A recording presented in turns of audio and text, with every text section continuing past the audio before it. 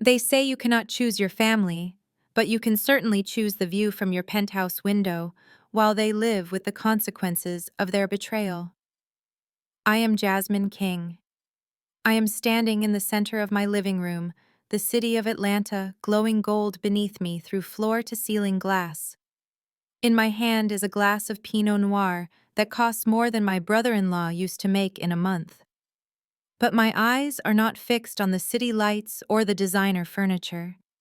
They are locked on the only thing in this room that truly matters.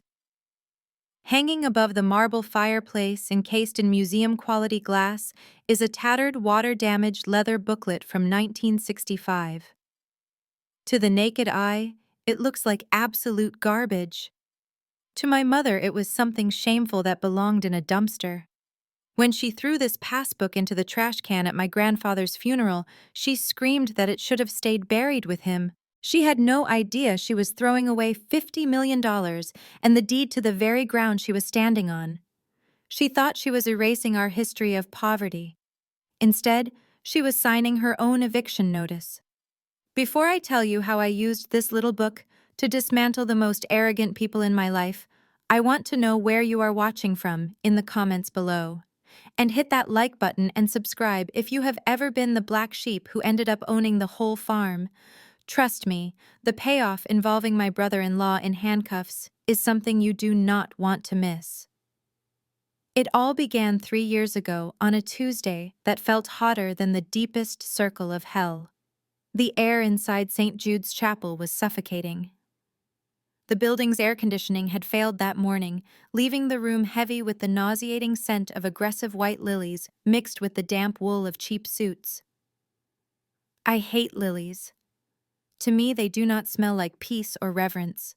They smell like a desperate attempt to mask the scent of decay, and that is exactly what my family was doing that day. They were rotting from the inside out, hiding their greed beneath black silk and fake tears. I sat in the front pew, clutching the hem of my simple navy dress, feeling the sweat trickle down my back. My grandfather Otis lay in the closed casket a few feet away. He was a mechanic, a man with grease permanently stained into his cuticles, and a heart made of gold. He hated pretension. He would have hated this spectacle. But I was the only one there who was actually mourning him. Everyone else in that front row was just waiting for the show to end so they could get to the reading of the will. The atmosphere was so thick with anticipation and hidden malice that I could practically taste the metal in the air. I took a deep breath, inhaling that cloying lily scent, not knowing that in less than an hour, the family I thought I knew would show me exactly who they were over a piece of old paper. The drive to Attorney Harrison's office was silent but loud with unspoken greed. My sister Ebony spent the entire 20-minute ride checking real estate listings on her phone, already spending money she had not yet received. My mother Beatrice was busy fixing her makeup in the visor mirror, muttering about how the funeral flowers looked cheap and how she hoped none of her church friends noticed. I sat in the back seat staring out the window, clutching the only thing I had left of my grandfather, a crumpled tissue he had used to wipe grease off his hands the day before he died. Attorney Harrison was a man who looked like he was carved out of the same mahogany as his desk. He adjusted his wire-rimmed glasses and looked at us with eyes that had seen too many families tear each other apart over pennies. He did not waste time with pleasantries. He knew exactly what everyone in that room wanted, except for me. To my daughter Beatrice, he read his voice dry as dust. I leave the sum of $5,000 with the hope that she finds peace in something other than possessions. My mother's face dropped. 5,000. That would barely cover the catering for the funeral reception she had insisted on hosting. She let out a sharp, indignant huff, crossing her arms tightly across her chest. To my granddaughter Ebony, he continued, I leave my late wife's jewelry collection and the remaining balance of my savings account, totaling $15,000. Ebony squealed, actually squealed, clapping her hands together. Brad, her husband, smirked and leaned back in his leather chair looking satisfied. It was not a fortune, but it was liquid cash, and for people like them, that was all that mattered. Then the lawyer turned his gaze to me. The room went dead silent. To my granddaughter Jasmine, the only one who ever sat with me when I had nothing to offer but stories. I leave the property located at 42 Miller Road and the contents of the shoebox found under my bed. For a second, nobody moved. Then a sound cut through the silence like a gunshot. It was Brad laughing. It was a cruel, barking laugh that bounced off the wood-paneled walls. "The shack," Brad asked, wiping a fake tear from his eye. "He left her the termite farm on the edge of town. Oh, that is rich. That is priceless. Jasmine, congratulations. You are officially the queen of the junkyard." I felt the heat rise in my cheeks, not from shame, but from anger. Miller Road was where Grandpa had lived for 50 years. It was a small, dilapidated wooden house, yes, but it was his home. Beatrice did not defend me. She did not tell Brad to shut up. Instead, she sighed a sound of pure relief. "Thank God," she muttered, smoothing her skirt. "At least I do not have to pay the demolition fees. That place is an eyesore. It is a stain on this family's reputation. Jasmine, do yourself a favor and burn it down before the city fines you for code violations." Attorney Harrison slid a simple, beaten-up cardboard shoebox across the desk toward me. It looked pathetic sitting next to the velvet jewelry pouch Ebony was already greedily fingering. Brad leaned over his cologne, overpowering the smell of old paper. "Go on, Jasmine," he taunted. "Open it. Maybe he left you his collection of rusted bolts to go with your pile of rotting wood." I took the box. It felt light, almost empty. I did not open it there. I refused to give them the satisfaction of seeing what was inside. I simply pulled it into my lap, shielding it with my arms as if it were a newborn baby. I did not know yet that the weight of that box was heavy enough to crush everyone in that room. We stepped out of the air-conditioned office of Attorney Harrison, and the humid Atlanta heat hit us like a physical blow. The sun was blinding, reflecting off the asphalt of the parking lot. I could not wait until I got home. My curiosity was burning a hole in my chest. With trembling fingers, I lifted the lid of the cardboard shoebox right there on the sidewalk. Inside there was no cash. There were no diamonds. There was just a single small book bound in cracked water-stained leather. It smelled of damp earth mildew and old basements. It was a sharp, pungent odor that immediately clashed with the cloud of expensive Chanel perfume my mother was wearing. Ebony peered over my shoulder, crinkling her nose in disgust, and let out a harsh, mocking cackle. "Is that it? A diary? Did Grandpa leave you his grocery lists from 1980? That is hilarious." Brad lit a cigarette, blowing a stream of gray smoke directly into my face. "Even better," he laughed, shaking his head. "It looks like a moldy Bible. Maybe he wants you to pray for a better life, since he certainly did not leave you the money to buy one." I ignored them and reached into the box to touch the book. It was a bank passbook, the kind they stopped using decades ago. The cover was peeling, revealing gray cardboard underneath. Embossed on the front in faded gold letters was the year 1965. It looked worthless. It looked like trash. And that was exactly the problem. My mother Beatrice froze.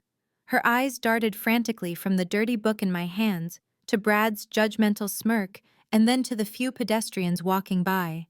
Panic flashed across her face. She was not seeing a keepsake from her father.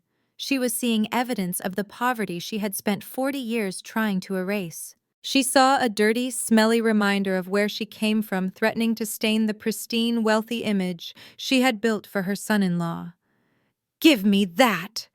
she shrieked, her voice cracking with desperation. Before I could even react, she snatched the box from my hands. Her manicured fingernails dug into my skin, leaving angry, red crescents on my wrist. She did not open the book. She did not check the pages. She did not hesitate for a single second. She marched 3 steps toward a metal public trash can on the corner of the street. "Mom, no!" I yelled, lunging forward to stop her. She ignored me. She hurled the book downward with all the strength in her body. It hit the pile of half-eaten sandwiches, sticky soda cans, and coffee grounds with a heavy, wet thud. That sound echoed in my ears louder than the city traffic. It was the sound of my heart hitting the bottom of a well. "It belongs in the ground!" Beatrice screamed, her face contorted with a mixture of rage and shame. "I will not let you drag this family back into the gutter, Jasmine. Your grandfather was a hoarder and a fool. That book is full of his delusions and gambling debts. It stays buried. Do you hear me? Buried?" Brad flicked his cigarette butt onto the pavement near my feet and laughed, putting a protective arm around Beatrice. "Listen to your mother, Jasmine. Stop embarrassing us in public. Come on, Beatrice. Come on, Ebony. Let us go to Le Bilboquet. I need a stiff drink after smelling that mildew." They turned their backs on me. They walked toward Brad's shiny black Mercedes, without a single backward glance, leaving me standing alone on the scorching pavement, staring at the open mouth of a garbage can that held the only thing my grandfather had left me. I stood frozen on the sidewalk for a moment, the heat radiating off the concrete through the soles of my shoes. The Mercedes engine roared to life behind me, a low guttural growl of expensive engineering, but I did not turn around. My entire world narrowed down to that metal cylinder in front of me. It smelled of rotting fruit, stale beer, and the oppressive decay of the city in August. People walking by gave me a wide berth, their eyes darting between my funeral dress and the garbage can. They looked at me with a mixture of pity and revulsion, thinking I was some desperate woman scavenging for food, or perhaps just crazy with grief. I took a breath, held it, and reached in. My hand brushed against a sticky, crushed soda cup before my fingers curled around the cracked leather of the passbook. It felt cold, despite the heat. I pulled it out. A glob of bright yellow mustard was smeared across the year 1965, covering the faded gold lettering. A woman in a sharp gray business suit wrinkled her nose and audibly gagged as she hurried past me, clutching her purse tighter. "Disgusting," she muttered under her breath, not caring if I heard. I did not care either. I looked at the book in my hand. Without hesitation, I wiped the mustard and grime off with the sleeve of my navy silk dress. The fabric was ruined, stained instantly with grease, but the book was safe. As I cleaned the cover, the rough texture of the leather against my palm triggered a memory so vivid it almost brought me to my knees. I could hear Grandpa Otis's voice in my head, gravelly and warm like an idling engine. He was standing in his garage wiping oil from a carburetor. "Jasmine girl, never judge a nut by its shell," he had said. "The hardest steel comes from the hottest fire, and the best treasure is usually wrapped in the ugliest paper. People throw away diamonds because they look like rocks to the untrained eye. Do not be untrained." He saw value where others saw scrap. He built a life out of things other people discarded. Now I was holding his scrap. I hugged the dirty, foul-smelling book to my chest, closing my eyes for a second to find my center. I did not cry. Tears were for people who were helpless. And for the first time in years, I did not feel helpless. I felt focused. A sharp, aggressive honk startled me back to reality. I looked up. The black Mercedes had not left yet. It had pulled up alongside the curb, idling just a few feet away. The tinted passenger window rolled down smoothly. It was not to offer me a ride. Brad was leaning across Ebony, holding his smartphone up, the camera lens pointed directly at me. "And here we have the family raccoon in her natural habitat," Brad narrated, his voice booming for the entire street to hear. "Digging for gold. Jasmine, did you find a half-eaten burger in there? Make sure to wash your hands before you try to shake hands with anyone important." Ebony giggled from the passenger seat, not even looking at me, her eyes fixed on the phone screen. "Post it, babe," she laughed. "Tag her. The caption should be trash for trash." Brad hit send, laughed one last cruel time, and stomped on the accelerator. The car sped off, leaving a cloud of exhaust fumes that mingled with the stench of the garbage. I watched the taillights disappear around the corner. I stood tall, clutching the passbook. I did not run after them. I did not scream. I simply turned and began the long walk to the bus stop. They thought they had just humiliated me. They did not know they had just documented the beginning of their own end. My apartment was a suffocating box on the 4th floor of a walk-up in the West End. It was nothing like the sprawling estates Brad developed or the manicured lawns of my mother's neighborhood. Here the linoleum peeled at the corners and the air conditioner rattled like a dying engine. But as I locked the door behind me and slid the chain into place, the silence was a blessing. I was finally away from the perfume and the cruelty. I sat at my small, wobbly kitchen table and placed the passbook in the center directly under the single hanging bulb. The yellow light cast long shadows across the cracked leather cover. It still smelled faintly of the garbage can, a lingering reminder of my mother's hatred. I took a damp cloth and gently wiped away the last of the grime, treating the object with the reverence of a holy relic. Grandpa Otis had left me this specific box. He had bypassed my mother, bypassed Ebony, and trusted me. There had to be a reason. He was not a man who did things by accident. I opened the cover. The spine crackled the sound of paper that had not breathed in decades. The first page was blank, save for a stamp in red ink that had faded to a rusty brown. It was not a bank logo. It was a symbol I did not recognize, a triangle inside a circle with the letters TLT. I turned the page. I expected to see deposit slips. I expected to see small withdrawals for groceries or auto parts. Instead, I saw columns of handwriting, Grandpa's handwriting. But they were not dollar amounts. There were no currency symbols, no decimal points for cents, just strings of numbers that made no sense at first glance. 33.7490, 84.3880. I frowned, tracing the numbers with my finger. These were not savings. These looked like math equations. I grabbed my laptop and typed the first string of numbers into the search bar. My heart hammered against my ribs as the results loaded. A map appeared. A satellite view of the riverfront district, specifically the undeveloped marshland right next to the city's booming downtown. I sat back, my breath catching in my throat. I looked at the next line in the book. It was not a deposit. It was a date. October 12, 1965, and next to it, a code Class B bearer share. My archivist training kicked in. I knew what this was. In the 60s, especially in the South, it was nearly impossible for a black man to buy prime commercial real estate without being blocked, threatened, or cheated. So they formed trusts, silent partnerships.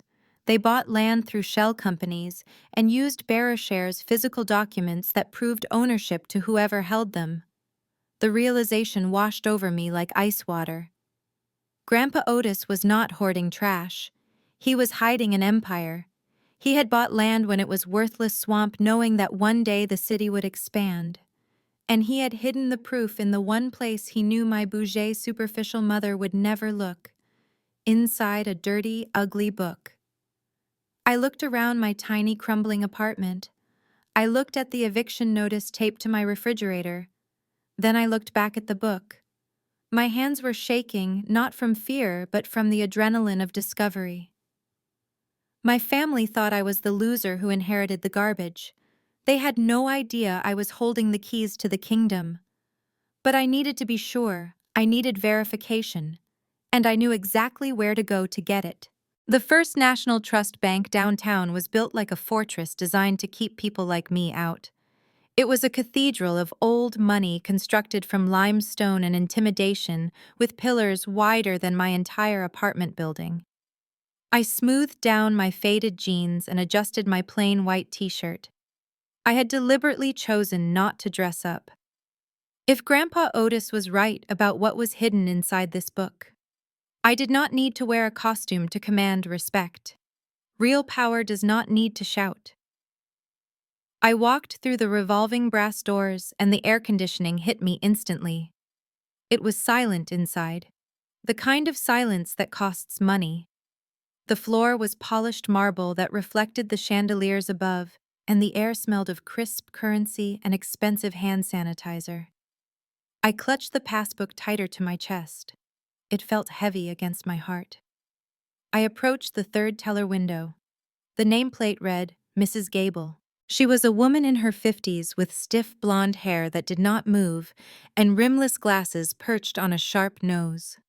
She was counting a stack of $100 bills with a rhythmic precision that suggested she loved the money more than people. When she saw me standing there, she did not smile. She stopped counting and sighed loudly, as if my presence alone had lowered the property value of the building. "Can I help you?" she asked, without looking up. Her tone suggested she doubted I could even read the withdrawal slip, let alone have an account here. I placed the passbook on the polished marble counter. It looked even worse here against the pristine white stone. The leather was dark and cracked, and the faint smell of the dumpster still clung to it. Mrs. Gable recoiled. She physically took a step back and wrinkled her nose in undisguised disgust. "We do not accept trash here," she said, her voice dripping with condensation. "If you are looking for the recycling center, it is 3 blocks east. Please remove this item from my counter before I call the janitor." I felt a flash of heat crawl up my neck. My mother would have apologized and run away in shame. My sister would have started a screaming match. I did neither. I channeled every ounce of Grandpa Otis's quiet strength. I slid the book closer to her until it touched the edge of her keyboard. "I am not looking for a recycling center," I said, keeping my voice low and steady. "I am here to verify a holding. Please enter the account number on page 2. She laughed. It was a short, dry sound like dry leaves crinkling. "Honey, this is a legacy branch. We do not handle moldy books from the civil rights era. The system will not even recognize this. I am going to have to ask you to leave before I call security. You are disturbing the atmosphere." There was no one else in line. It was just me, her, and the prejudice she wore like a badge of honor. "Call them," I challenged, looking her dead in the eye. "Call the police, call the manager. Call the president for all I care.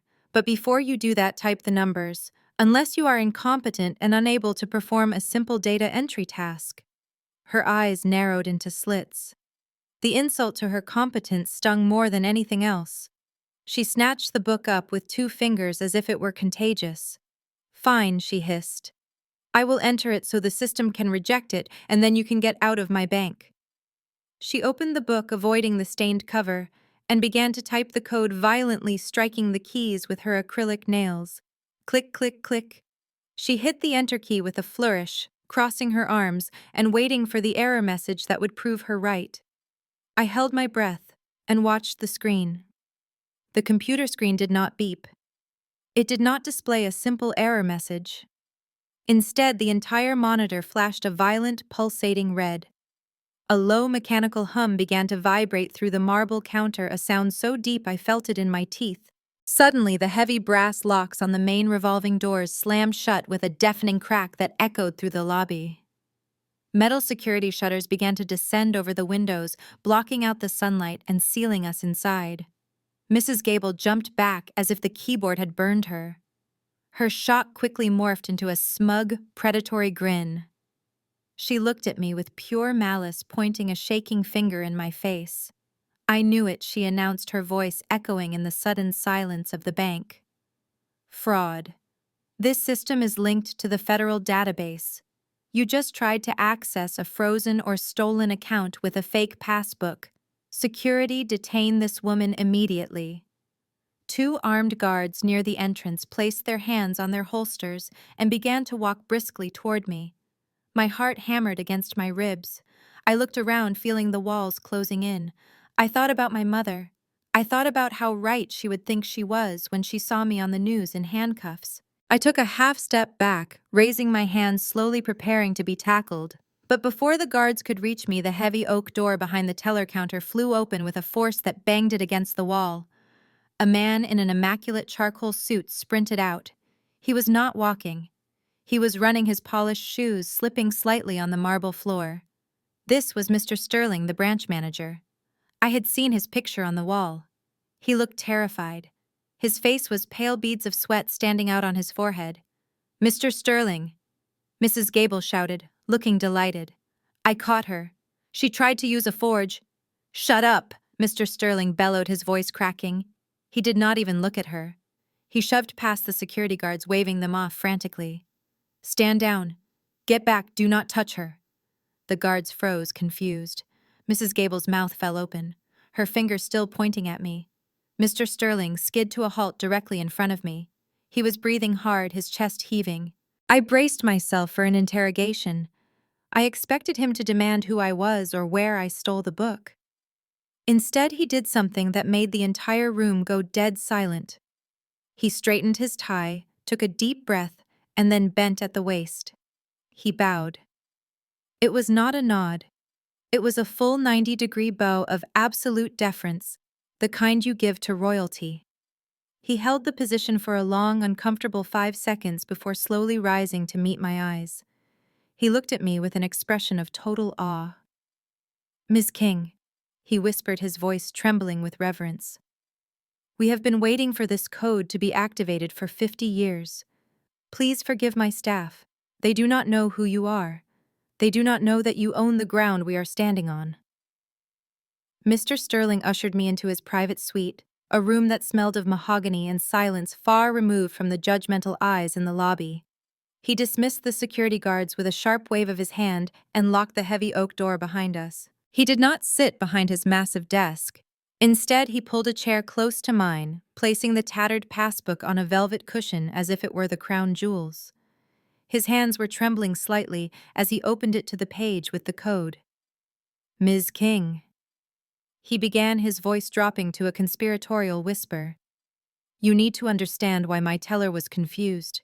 This is not a savings account. This is a Class B bearer share portfolio. In 1965, black men like your grandfather could not buy prime commercial real estate in this city without risking their lives or having the deeds stolen. So Otis King and a group of investors formed a silent land trust. They bought the marshlands on the edge of town, the useless dirt nobody wanted." I stared at him, my throat dry. I knew Grandpa bought land, but I thought it was just the plot under his shack. Sterling shook his head, a small smile playing on his lips. "It is not useless anymore, Ms. King." The city expanded. That marshland is now the River District. It is the exact location where the new stadium is built and where the new luxury high-rises are being planned. This book does not hold cash. It holds the deed rights. Whoever physically holds this book owns 40% of the land underneath the city's most expensive development projects. He stood up and walked to a safe in the wall. He spun the dial and retrieved a single sheet of paper, placing it gently in front of me. It was a valuation report dated this morning. I looked at the bottom line. The number was so long it required 2 commas. $52 million. The room suddenly felt very small. The air conditioner hummed, but I could not hear it over the rushing of blood in my ears. $50 million. My mother had thrown $50 million into a public trash can because it smelled like mildew. She had thrown away an empire because she was worried about what her son-in-law would think. I reached for the crystal glass of water Sterling had poured for me. My hand shook so violently that water sloshed over the rim, splashing onto the expensive Persian rug. I could not stop shaking. It was not fear. It was the physical shock of vindication. "Are you all right?" Sterling asked, looking concerned. I took a sip, the cold water grounding me. "I am better than all right, Mr. Sterling." I looked up at him, my eyes hardening. "Does anyone else know about this?" "No," he replied. "Because it is a bearer share. The identity of the owner is anonymous until the book is presented. As far as the city developers know, they have been trying to find the owner of the Otis Trust for a decade. They think the owner is dead." I set the glass down. A plan was already forming in my mind, sharp and cold. Good. Let them keep thinking that. Specifically, I need you to keep this quiet from a developer named Brad Wilson. He is about to break ground on a project called Riverside Luxury. Sterling raised an eyebrow. "Wilson. He is building on Lot 42. That is your land, Ms. King. He does not have the title."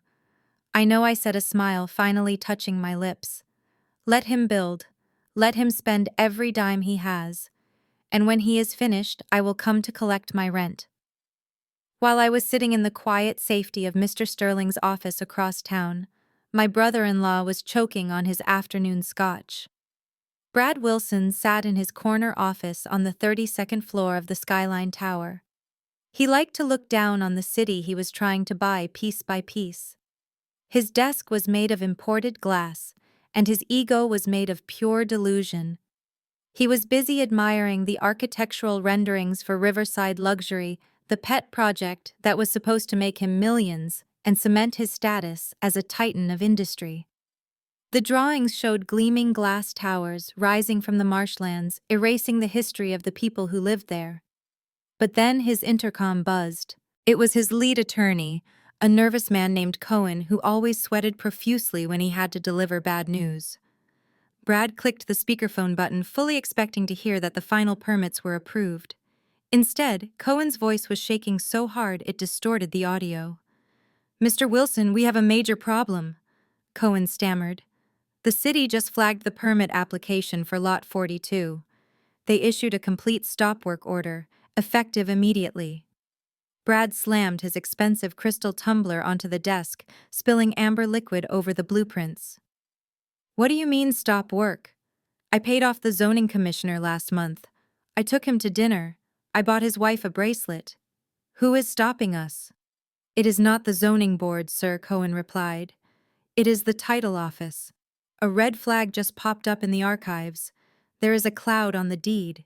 It seems the land isn't unclaimed city property like we assumed. It belongs to a private holding called the Otis King Land Trust." Brad froze. The name hung in the air like smoke. Otis King. He knew that name. He had just watched his wife bury the man yesterday. He had just watched his mother-in-law throw the man's legacy into a trash can while he laughed.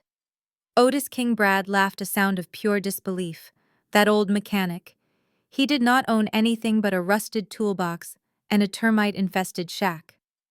"Cohen, are you telling me a dead man is blocking my $50 million development?" "Technically, yes," Cohen said.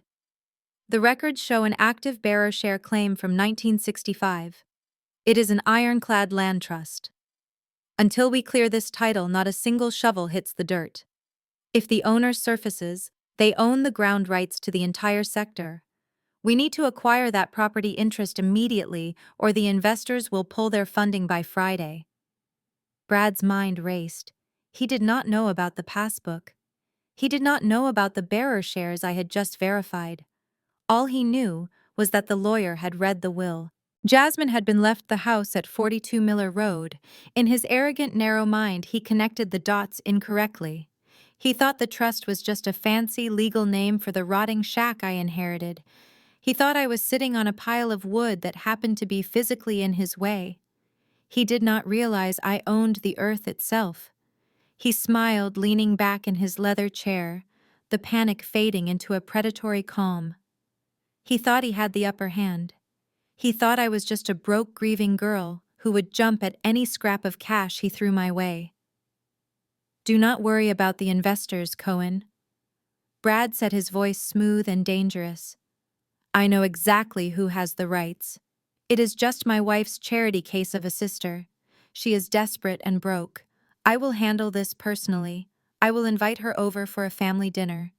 By the time dessert is served, I will have that property signed over to me for pennies on the dollar." He hung up the phone and swiveled his chair around to look at the river, planning his victory.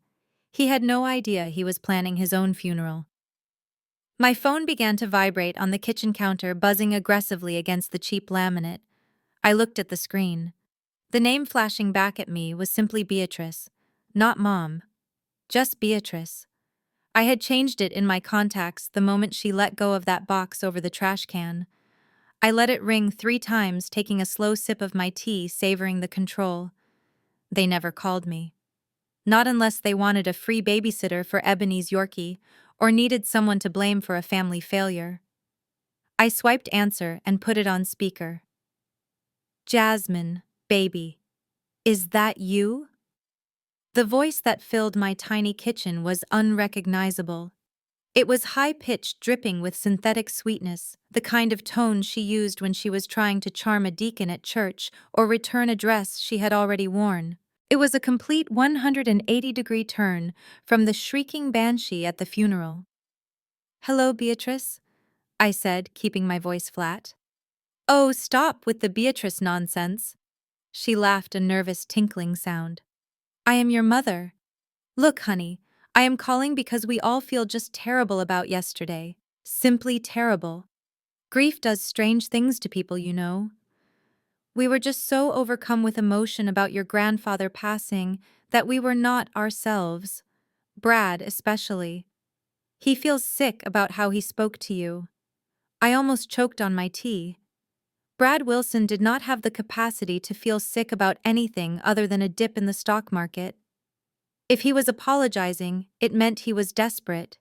And if he was desperate, it meant the stop work order had hit his desk. He wants to make it right, Beatrice continued, not waiting for a response. We are having a family dinner tonight at the estate. Just a small, intimate gathering. We want you to come. We want to welcome you properly. Ebony is even making her famous cheesecake. Ebony did not bake. Ebony bought frozen cakes and transferred them to glass platters. But I did not point that out. I leaned back in my chair, staring at the passbook, which was now safely locked in a fireproof box on my counter. I knew exactly what this was. This was not an olive branch. It was a bear trap. They thought I was the same Jasmine they could bully into submission. They thought they could dazzle me with their crystal glasses and heated floors, feed me a few scraps of affection, and then manipulate me into signing over the rights to the shack on Miller Road. They were inviting the sheep to dinner so they could shear her. They just did not realize the sheep had grown fangs overnight. I would love to come, I said, allowing a hint of naive gratitude to seep into my voice. I really didn't want us to fight over Grandpa's things. Wonderful Beatrice exhaled the relief audible. Come at 7. And dress nice, sweetie. We want to take a family photo. I hung up the phone. A cold smile spread across my face. I would dress nice, all right. I would dress like the CEO of the company that owned their future. I was going to walk into the lion's den not to be eaten, but to see exactly how much their teeth were worth before I pulled them out one by one. The game was on. The iron gates of Brad's estate swung open slowly, groaning under the weight of pretension. I drove my beat-up sedan up the winding driveway, parking next to a fleet of leased luxury cars that I knew were one missed payment away from repossession. The house loomed ahead, a monstrosity of glass and steel that looked more like an Apple store than a home. It was designed to impress strangers, not to shelter a family. I took a deep breath, checked the recorder in my pocket to ensure it was running, and stepped out. The evening air was warm, but the moment the heavy front door opened, a blast of aggressively chilled air hit me. Ebony stood in the doorway, blocking my path like a gatekeeper to a club I never wanted to join. She was wearing a dress that cost more than my car, but it hung on her frame awkwardly, as if even the fabric wanted to be somewhere else. You made it, she said, her voice tight. We were worried you might get lost. I know you are not used to this side of town. I smiled, stepping past her into the foyer. It smelled of bleach and desperation. The floors were polished so high I could see my reflection distorted and stretched. Before I could even say hello, Ebony thrust a bright orange handbag into my face. Do you like it? She asked, her eyes manic. It is the new season, Hermes. Brad bought it for me this morning to cheer me up after the funeral drama. It is strictly limited edition. I looked at the bag. It was beautiful, certainly.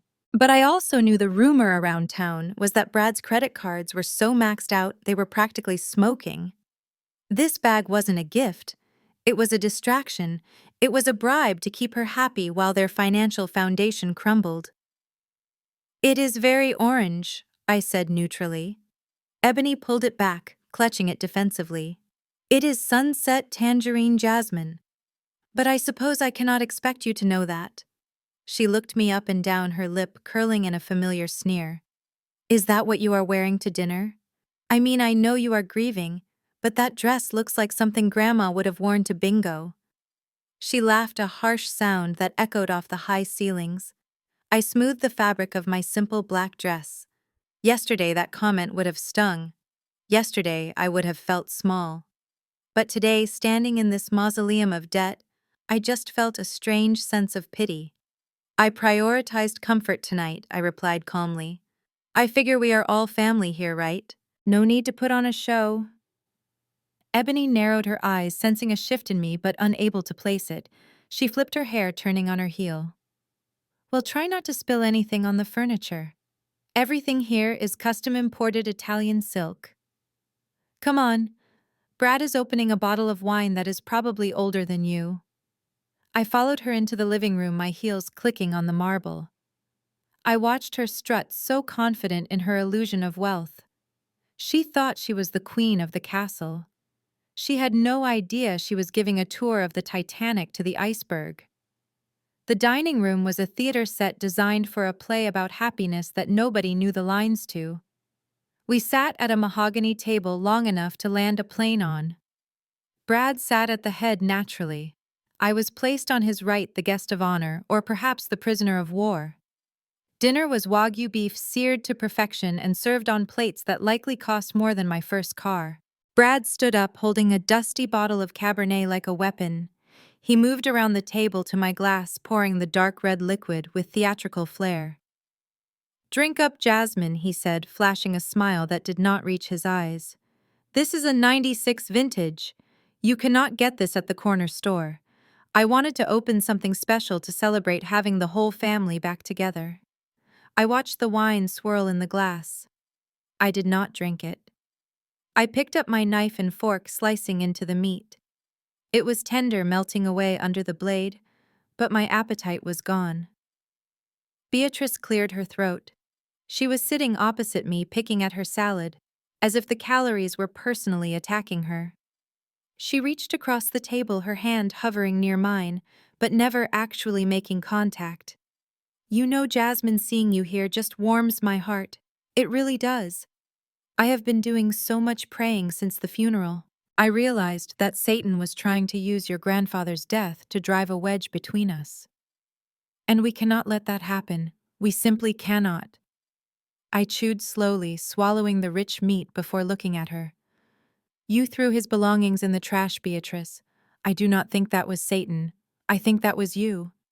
Beatrice let out a breathless, airy laugh, waving her hand dismissively. "Oh, stop it. You know how I get when my blood sugar is low." And with the heat, I was hysterical with grief. I was not thinking clearly. But that is the beauty of family, isn't it? We forgive. We move on. Because at the end of the day, strangers do not care about you. The world is a cold, hard place. The only people who will ever truly have your back are sitting at this table right now. She looked at Brad and Ebony for confirmation. Ebony nodded vigorously, her mouth full of potatoes. "Exactly," Ebony said. "Like, remember when you broke your arm in 3rd grade? Who drove you to the hospital? Mom did. We have always been there for you, Jasmine, even when you push us away with your independence." Beatrice smiled, her eyes glistening with manufactured tears. "Your grandfather would want this. He would want us to pool our resources. He would want the strong to help the less fortunate. That is why we invited you here. We want to help you, Jasmine. We hate seeing you struggle in that awful apartment. We want to lift you up to our level." The gaslighting was masterful. In 3 minutes, she had rewritten history, minimized her cruelty, and framed their predation as charity. I took a sip of water to wash down the taste of their lies. I knew the pitch was coming. They had buttered the bread. Now they were about to serve the poison. Brad wiped his mouth with the linen napkin and dropped it onto his plate, a signal that the performance of a happy family dinner was officially over. The room temperature seemed to drop a few degrees. He snapped his fingers at Ebony, who reached under her chair and produced a sleek silver aluminum briefcase. She slid it across the mahogany table until it rested just inches from my untouched plate. The sound of the metal scraping against the wood was sharp and intrusive. Brad reached over and unlatched the case. The lid popped open to reveal neat, tight stacks of $100 bills. The smell of fresh ink and paper wafted up, mixing with the scent of the expensive wine. Beatrice gasped theatrically, pressing a hand to her chest, as if she had never seen money before, even though I knew she had likely helped count it. $50,000, Brad announced, leaning back in his chair with the confidence of a man who believes everyone has a price. Tax-free, unmarked, yours to keep. I looked at the money. To anyone else, it might have looked like a fortune. To me, it looked like bait. "What is this for, Brad?" I asked, keeping my voice steady. Brad laughed, swirling his wineglass. "Consider it a rescue package, Jasmine. I want to buy that termite-infested shack your grandfather left you. Let us be honest. That place is a safety hazard. The city is probably going to condemn it any day now. But I am a generous guy. I can use the land for material storage for my new development. I need a place to park dump trucks and stack lumber." He leaned forward, his eyes locking onto mine, trying to intimidate me. "You are drowning, Jasmine. I see the way you dress. I see that car you drive. You are struggling. This money can change your life. You can pay off your debts.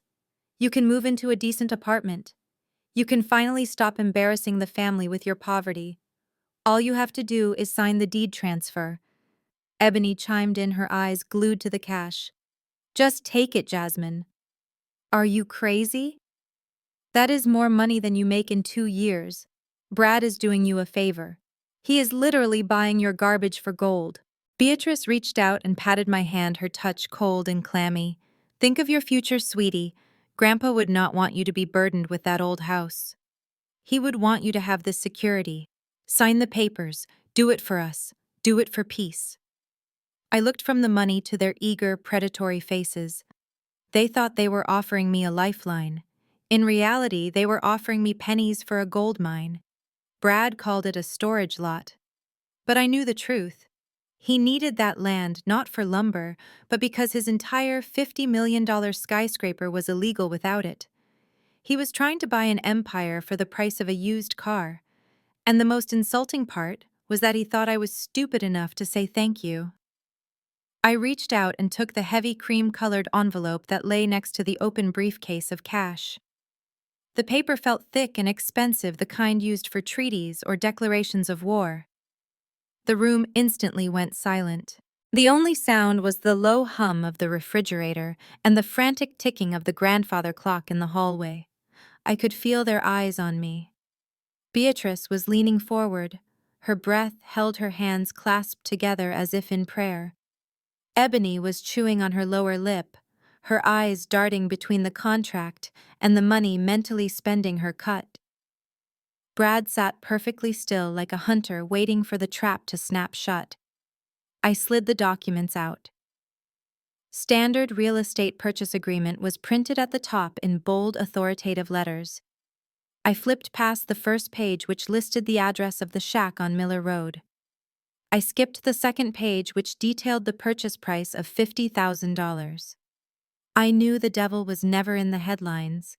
The devil was always in the details. I stopped at page 3. Subsection C, paragraph 4. My training as an archivist means I read documents differently than most people. I do not look for what is there. I look for what is hidden. And there it was, buried in a dense block of legal jargon about zoning and easements. The text read that the seller agrees to transfer all rights, title, and interest in the property, including any and all associated assets, holdings, trusts, or financial instruments connected to the estate of Otis King, whether currently known or unknown. My blood ran cold. This was not a standard house sale. This was a dragnet. Brad did not know about the passbook specifically. If he did, he would not be offering $50,000. He would be threatening me with a lawsuit. But he was smart. He suspected that Grandpa Otis might have hidden something else, or perhaps his lawyers had found a vague reference to a trust in the city archives and wanted to close the loop. This clause was designed to strip me of everything. If I signed this paper, I would not just be selling a rotting house. I would be handing over the bearer shares. I would be legally transferring the $50 million deed to the Riverfront District for the price of a mid-sized sedan. I looked up from the paper. Brad was watching me closely, a bead of sweat forming on his temple despite the air conditioning. He knew. He knew this contract was a robbery. "Is everything okay, Jasmine?" he asked, his voice tight. It is just standard boilerplate. My lawyers are very thorough. You do not need to worry about the legal mumbo-jumbo. Just look at the signature line on the last page. That is where your new life begins. I looked at the pen he was holding out to me. It was a Montblanc heavy and black. He wanted me to use a $1,000 pen to sign away a $50 million fortune. The audacity was breathtaking. I looked at the cash in the briefcase. $50,000. It was an insult. It was a crumb thrown to a starving dog. Beatrice nudged my elbow. Go on, baby. Sign it. Do not overthink it. Just imagine what you can do with that money. You can pay off your student loans. You can get a new car. I looked at the contract one last time. I mentally calculated the difference. 50,000 versus 50 million. They were trying to buy a diamond for the price of a piece of glass. And the worst part was, they thought they were being generous. They thought they were the saviors. I closed the folder slowly, savoring the weight of it in my hands. The realization settled in my chest like a stone. I was not going to sign. But I wasn't just going to say no. I was going to make sure they remembered this moment for the rest of their miserable lives. The heavy black resin of the pen felt cold against my fingertips. I looked down at the dotted line that was supposed to mark the end of my struggles and the beginning of their victory. In my peripheral vision, I saw Brad lean forward slightly, his eyes hungry. He was already spending the $50 million he thought he was stealing from me. My mother Beatrice was practically vibrating with anticipation, her hands gripping the edge of the table so hard her knuckles were white. They were all waiting for the scratch of ink on paper. They were waiting for me to surrender. Instead, I slowly, deliberately twisted the cap back onto the pen. The soft click of the mechanism sounded like a gunshot in the quiet room. Brad's smile faltered just a fraction. What are you doing, Jasmine? The ink does not flow if the cap is on. I placed the pen gently on top of the contract. Then I reached out and placed my hand flat on the cool aluminum lid of the briefcase. With a smooth, steady motion, I slid the money back across the mahogany table toward him. It made a low scraping sound that seemed to echo off the vaulted ceiling. I have thought about it, Brad, I said, my voice soft but unyielding. And I cannot do it. The air left the room. Beatrice let out a small strangled noise like a balloon losing air.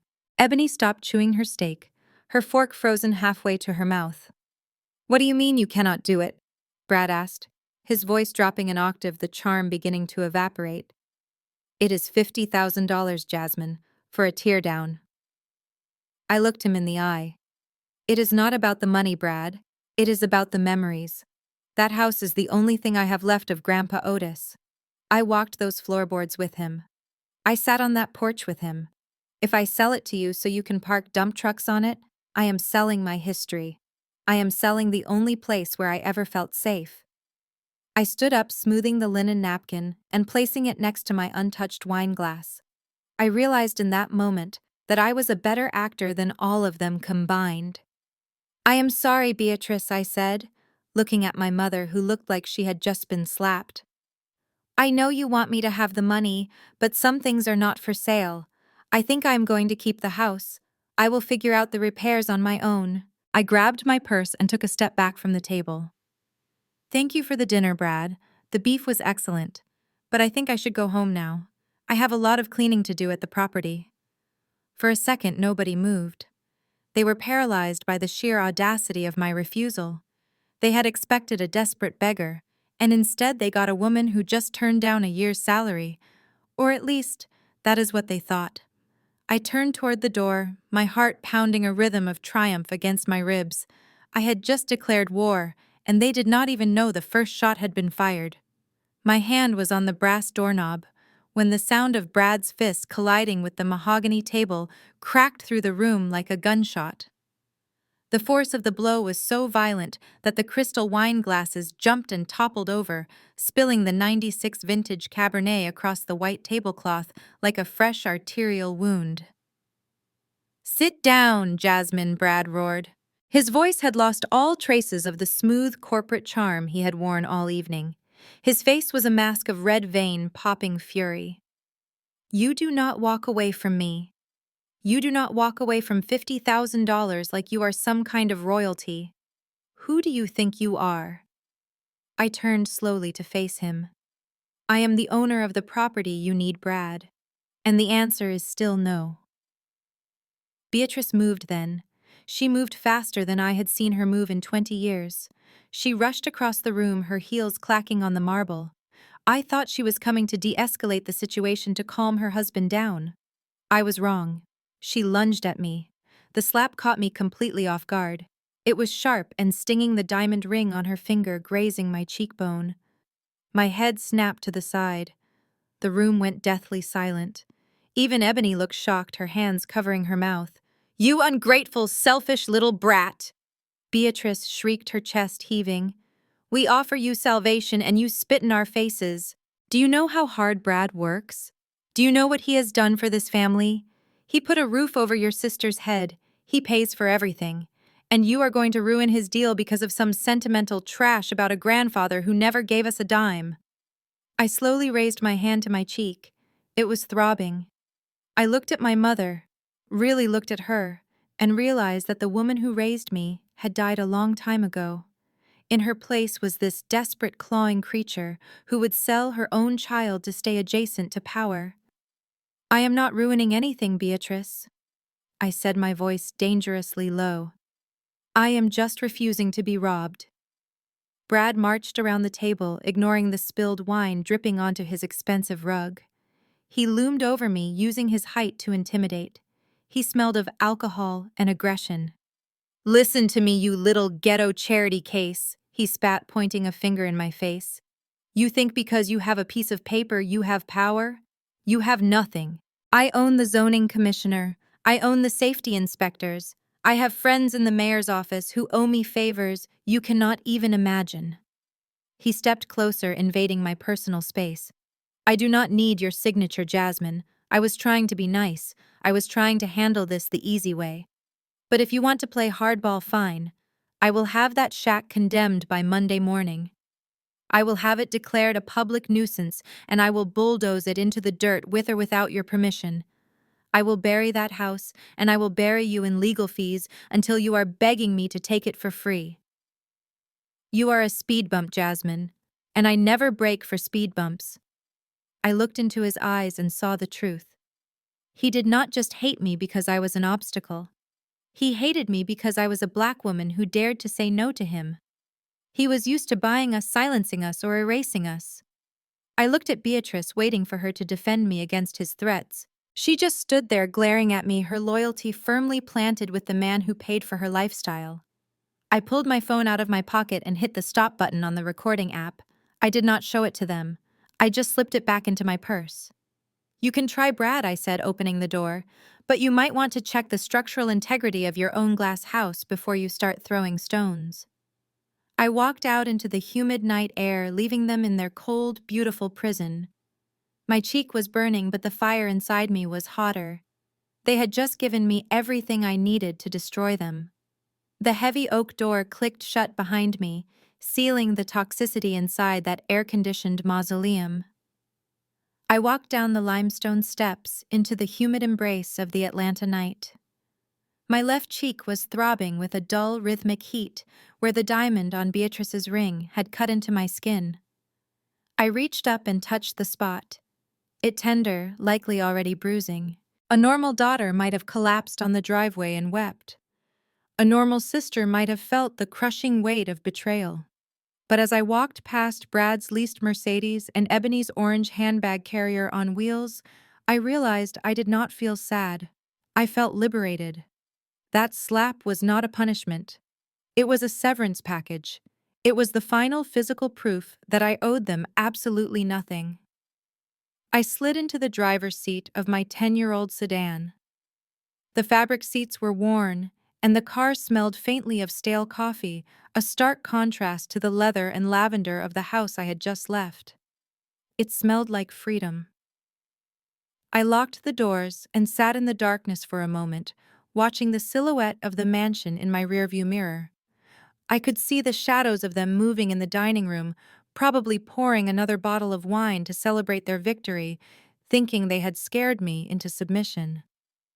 I pulled my phone from my purse and tapped the screen. The audio file was saved. I pressed play, turning the volume up to the maximum. Brad's voice filled the small cabin of my car, distorted but unmistakable. I own the zoning commissioner. I own the safety inspectors. I will bulldoze it into the dirt. It was perfect. It was a digital confession of intent to commit fraud, destruction of property, and bribery. It was not just leverage. It was a nuclear launch code. I saved the file to 3 different cloud servers before I even put the car in gear. My finger hovered over the contact for the city zoning office. I could call them tomorrow. I could walk into the permit office with my deed and this recording and shut Brad down before he laid a single brick. I could stop him from wasting a dime. But then I looked at the passbook sitting on the passenger seat. I thought about the way Brad looked at me like I was a bug he could crush with his wallet. Stopping him now would be mercy, and I was fresh out of mercy. I scrolled down my contact list and found the private number for Mr. Sterling. It was past 9 o'clock, but a man managing a $50 million trust picks up on the first ring. Ms. King Sterling answered, his voice alert. Is everything all right? I can have a security team sent to your location if you feel unsafe. I am fine, Mr. Sterling, I said, starting the engine. But there has been a change of plans regarding the Riverside site. I assumed you would want to file the injunction immediately, Sterling said. We can have the cease and desist order on Brad Wilson's desk by 8 a.m. No, I said, my voice cold and steady as I backed out of the driveway. Do not file anything. Do not alert the city. I want you to clear the title blockage in the system temporarily. Make it look like a clerical error. There was a pause on the line. I do not understand, Ms. King. If we do that, he will start building. He will pour millions into the foundation. Exactly, I replied, turning onto the main road. Let him build. Let him borrow money from every shark in the city. Let him erect a 20-story monument to his own ego on my dirt. You know the law, Mr. Sterling. The doctrine of fixtures. Whatever is permanently attached to the land becomes the property of the landowner. I could practically hear Sterling smiling through the phone. You want him to pay for the construction of your building, he said, sounding impressed. I want him to pay for everything I confirmed. Let him finish the roof. Let him install the marble floors. And the day he cuts the ribbon, I will come to take my keys. Understood, Ms. King Sterling said. I will remove the red flag tonight. I hung up the phone and merged onto the highway. The city skyline glittered ahead of me, full of promise. Brad wanted a war. He just did not realize he was building the fortress that I would eventually rule. The next 6 months were a masterclass in patience. I became a ghost in my own city, watching from the shadows as the seasons changed from the humid oppression of August to the crisp, cold bite of February. While I continued to drive my battered sedan and live in my cramped apartment, Brad was living in a high-velocity fantasy world of his own creation. He thought he had won. He thought his threats had scared me into submission, or that his political cronies had magically erased the title issue at the city office. He had no idea that the red flag on the deed had been lifted not by his corruption, but by my permission. The Riverside Luxury Project rose from the marshland like a glistening steel monster. I often parked my car across the river at night, eating takeout in the dark, watching the welding sparks cascade down the skeleton of the building like fireworks. To anyone else, it looked like progress. To me, it looked like a bank deposit. Every steel beam was a bone in the body of my revenge. Every truckload of concrete was another layer of weight that would eventually crush him. Brad was not just building, he was bleeding money. Through Mr. Sterling, I kept tabs on the financial side of the project. Brad was manic. He was so confident in the projected profits that he stopped being careful. He leveraged everything he had. He took out mezzanine loans with interest rates that would make a loan shark blush. He remortgaged his own mansion, the very one I had walked out of. He even drained Ebony's personal savings accounts, convincing her that it was a temporary investment that would double by spring. He spared no expense. He imported marble from Italy for the lobby. He installed smart glass windows that tinted automatically with the sun. He landscaped the grounds with mature palm trees that cost $5,000 apiece. He was building a palace on quicksand, and he was doing it with a smile on his face. I saw him on the local news, occasionally wearing a hard hat, pointing at the rising structure, talking about revitalizing the community. He looked tired but triumphant. He looked like a man who believed he was untouchable. My mother Beatrice was always in the background of those shots, beaming with pride, telling reporters that her son-in-law was a visionary. I did not interfere. I did not send a single text. I did not file a single complaint. I let him pour every ounce of his credit, his reputation, and his liquidity into that soil. I waited until the final coat of paint was drying.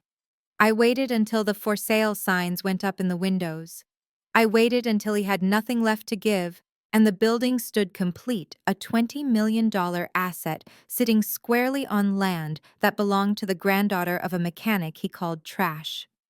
The trap was not just set, it was baited, and the wolf had already swallowed the hook. The morning of the grand opening arrived with a sky so blue it looked artificial, a perfect backdrop for the monument to greed that Brad had erected on the riverbank. The riverside luxury tower stood 20 stories tall, a gleaming obelisk of steel and tinted glass that dominated the skyline. A massive red satin ribbon was draped across the front entrance, waiting to be cut. The parking lot, freshly paved and smelling of tar, was filled with Bentleys, Porsches, and limousines. It seemed as if every wealthy socialite, corrupt politician, and investment banker in the city had descended upon the site to drink Brad's champagne and stroke his ego. A jazz band played soft, inoffensive music near the fountain, but the real soundtrack was the clinking of crystal flutes and the murmur of networking. Waiters in white tuxedos drifted through the crowd, carrying trays of caviar and truffle oil hors d'oeuvres. It was a display of wealth so excessive it felt like a parody. At the center of it all was Brad. He looked like he had been injected with adrenaline.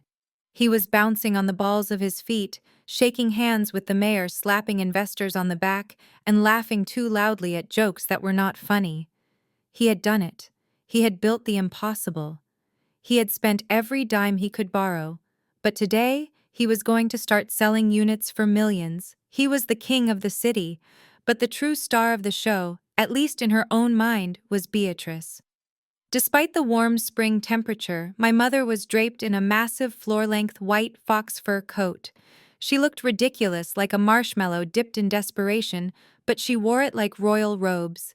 She had positioned herself strategically in front of the local news cameras, effectively blocking Ebony from the shot.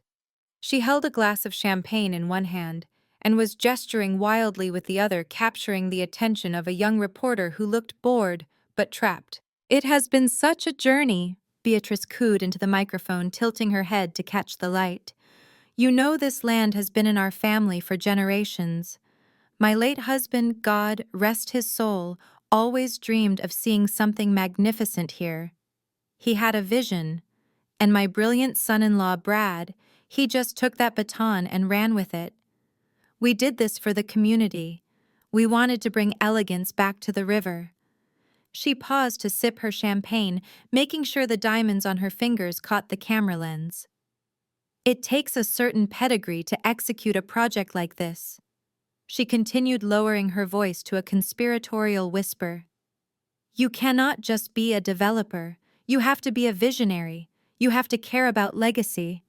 We are just so proud to finally scrub away the grime of the past and replace it with something high class."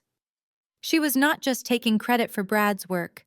She was erasing Grandpa Otis completely. She was standing on the dirt he had bought with his sweat and claiming it was her sophistication that built this tower.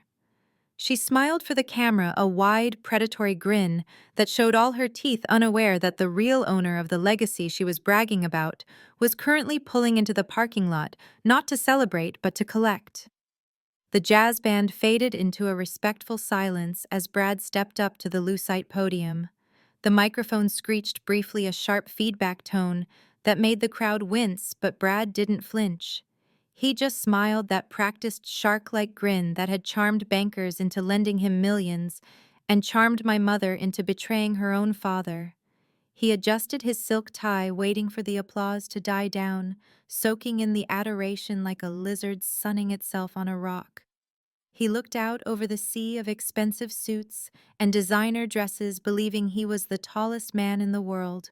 "Thank you," he boomed, his voice amplified across the parking lot and echoing off the glass facade of the tower behind him.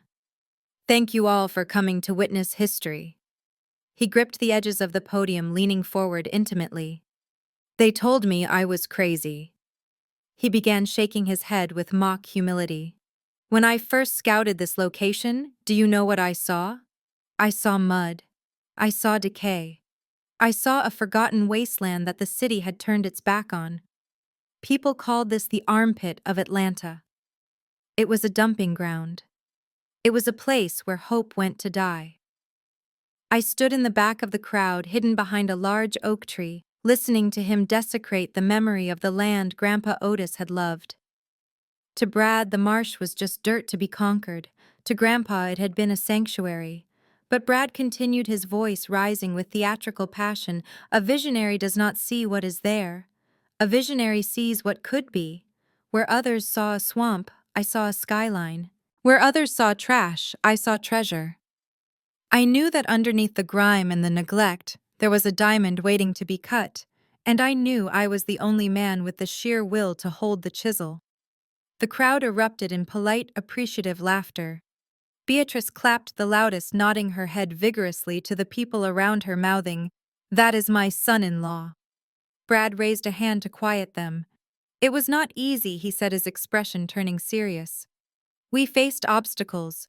We faced bureaucracy. We faced doubts. But we did not waver. We poured our blood, sweat, and capital into this foundation because we believe in revitalization. We did not just build a condo complex today, ladies and gentlemen. We cured a disease. We took a blight on this community and turned it into a beacon of prosperity." He gestured grandly behind him at the towering glass structure. "Riverside luxury is not just a building. It is a testament to what happens when you refuse to settle for mediocrity. It is a symbol of the future. And as I prepare to cut this ribbon, I want you to remember one thing. We did this. We tamed the wild. We brought civilization to the edge of the river." He stepped back from the podium, beaming as a young woman in a tight dress brought out a pair of oversized gold-plated scissors. The crowd cheered, a wave of applause that washed over him. He looked like a Roman emperor accepting a tribute. He picked up the scissors, testing their weight, ready to sever the ribbon and officially claim his kingdom. He had absolutely no idea that the barbarian was already at the gate, and she had brought the deed to the castle. The gold-plated scissors were poised in mid-air, the blades millimeters away from slicing through the red satin ribbon. Brad was holding his breath, a grin plastered on his face, waiting for the camera shutters to click. But the click never came. Instead, a low, vibrating hum began to tremble through the soles of everyone's shoes. It was a sound so deep and powerful, it felt less like an engine and more like an approaching earthquake. Heads began to turn. The jazz band faltered and trailed off into an awkward silence. Even the waiters stopped circulating. Brad lowered the scissors, a flicker of annoyance crossing his face as he looked toward the entrance of the parking lot. He expected a delivery truck or perhaps a late investor. What he got was an invasion. 3 matte black Rolls-Royce Phantoms glided around the corner, moving in perfect formation like a motorcade for a head of state. They did not stop at the valet stand. They ignored the security guards waving their arms. They drove straight over the curb, crushing the freshly planted marigolds, and rolled directly onto the red carpet, coming to a halt just 10 feet from the podium. The lead car bore the crest of the First National Trust Bank on its license plate. The windows were tinted so dark they looked like voids. The crowd parted like the Red Sea, murmuring in confusion and awe. This was not normal wealth. This was the kind of aggressive, untouchable power that made Brad's leased Mercedes look like a child's toy. Brad stepped forward, his face flushing red. "Hey," You cannot park there. This is a private ceremony. Get those vehicles off my red carpet immediately. The rear door of the middle Phantom opened. A chauffeur in a pristine uniform stepped out, but he was not the passenger. He stood rigid, holding the heavy door wide. First, a shoe touched the pavement. It was not a scuffed sneaker or a sensible flat. It was a 4-inch stiletto heel sharp enough to draw blood. Then Jasmine emerged. But this was not the Jasmine who had worn a funeral dress to a dinner party. This was not the Jasmine with the messy hair and the apology in her eyes. The woman who stood up from the back seat was unrecognizable. She was wearing a tailored white pantsuit that was cut so sharply it could have been made of glass. Her hair was pulled back in a severe, elegant bun. Oversized dark sunglasses covered her eyes, making her expression unreadable. She stood there for a moment, adjusting her jacket, letting the silence stretch out until it was uncomfortable. The wind caught the fabric of her suit, making it ripple like a flag of war. She looked expensive. She looked dangerous. Behind her, the other car doors opened. Mr. Sterling stepped out, followed by 4 men in gray suits carrying thick leather legal binders. They formed a phalanx behind her, a wall of corporate artillery ready to fire. Beatrice squinted, shading her eyes with her hand. Is that Jasmine?" she whispered, her voice trembling with disbelief. Jasmine did not look at the crowd. She did not look at her mother. She took off her sunglasses, slowly folding them with a deliberate click. Her eyes locked onto Brad, who was still holding the scissors like a confused child. She began to walk toward him. She moved with a slow, predatory grace, her heels clicking a steady rhythm on the asphalt. Click, click, click. It was the sound of a clock counting down to 0. She did not say a word, but her presence screamed louder than any megaphone. She was the phantom of their past returning to haunt their future, and she had brought the bank with her. Brad's face twisted from confusion to a mask of ugly, panicked rage. He did not care about the Rolls-Royces anymore. He only saw the sister-in-law he despised walking toward him like an executioner in Yves Saint Laurent. He dropped the gold scissors onto the stage with a loud clatter and pointed a shaking finger at his head of security, a beefy man named Tony, who was standing near the VIP section. "Get her out of here!" Brad screamed, his voice cracking. "Tony, do your job. She is trespassing on private property. Remove her now." Tony and another guard in a cheap, ill-fitting black blazer pushed off the wall and marched toward me. They looked like bar bouncers, heavy-footed and aggressive. They reached out, ready to grab my arms and drag me away in front of the cameras. I did not flinch. I did not break my stride. I did not even look at them. I just kept my eyes locked on Brad. Before Tony's hand could graze the fabric of my white suit, a commanding voice cut through the air like a siren. "Stand down." It was not a request. It was an order. From behind my phalanx of lawyers, a tall, broad-shouldered man stepped forward. He was wearing the full dress uniform of the Atlanta Police Department, gold badges gleaming in the sun. It was Chief Miller. I had not just hired a lawyer. I had hired the law. Tony froze, his hand hovering in midair. He looked at the chief, then back at Brad, confused. Chief Miller stepped between me and the guards, placing a hand casually on his belt, right next to his holster. "You do not want to touch her, son," Miller said, his voice low but audible to the front row. "Unless you want to be charged with assault on a property owner." Brad's jaw dropped. He leaned over the podium, sweat dripping onto his expensive suit. "Chief Miller, what are you doing? I donated to your re-election campaign. Arrest her. She is crashing my opening." Chief Miller looked up at Brad with cool indifference. "I am here to ensure the peace, Mr. Wilson, and to ensure that the rightful owner of this land can access her property without harassment. Step aside." The crowd gasped. A ripple of whispers turned into a roar of gossip. Beatrice looked like she was going to faint. She grabbed the arm of the waiter next to her to steady herself, her eyes darting between me and the police chief. I walked past the stunned security guards. I walked past my mother, who reached out a hand as if to stop me, then pulled it back as if burned by the ice in my gaze. I climbed the stairs to the stage. The sound of my heels on the wood was the only sound in the world. I stopped directly next to Brad. Up close, he smelled of fear. He looked at me, his eyes wide, shaking his head in denial. "You cannot be here," he hissed, his microphone still hot, broadcasting his desperation to the entire parking lot. "This is my building. Go back to your shack." I smiled. It was the first time I had smiled all day. I reached out and gently took the microphone from his trembling hand. He was too shocked to resist. I turned to face the crowd, the investors, the press, and my family. I waited a beat, letting the tension build until it was unbearable. "I am sorry to interrupt the festivities," I said, my voice smooth and magnified by the speakers. "But I am afraid there has been a misunderstanding. Brad, you can keep the scissors. But you are standing on my stage." I nodded almost imperceptibly to Mr. Sterling, who was standing near the sound booth. He signaled the technician, and instantly the massive LED screen behind the stage flickered. The beautiful high-resolution rendering of the Riverside Luxury Tower vanished. The image that replaced it was jarring. It was a blown-up high-definition photograph of the tattered, water-stained Passbook, complete with the mustard stain on the cover and the peeling leather spine. The crowd murmured in confusion. They were expecting a promotional video or a drone shot of the view. Instead, they were looking at garbage. "Does everyone see this?" I asked, my voice calm and commanding, echoing through the speakers. "To the naked eye, this looks like trash. It looks like something you would find in a gutter." And that is exactly where my family thought it belonged.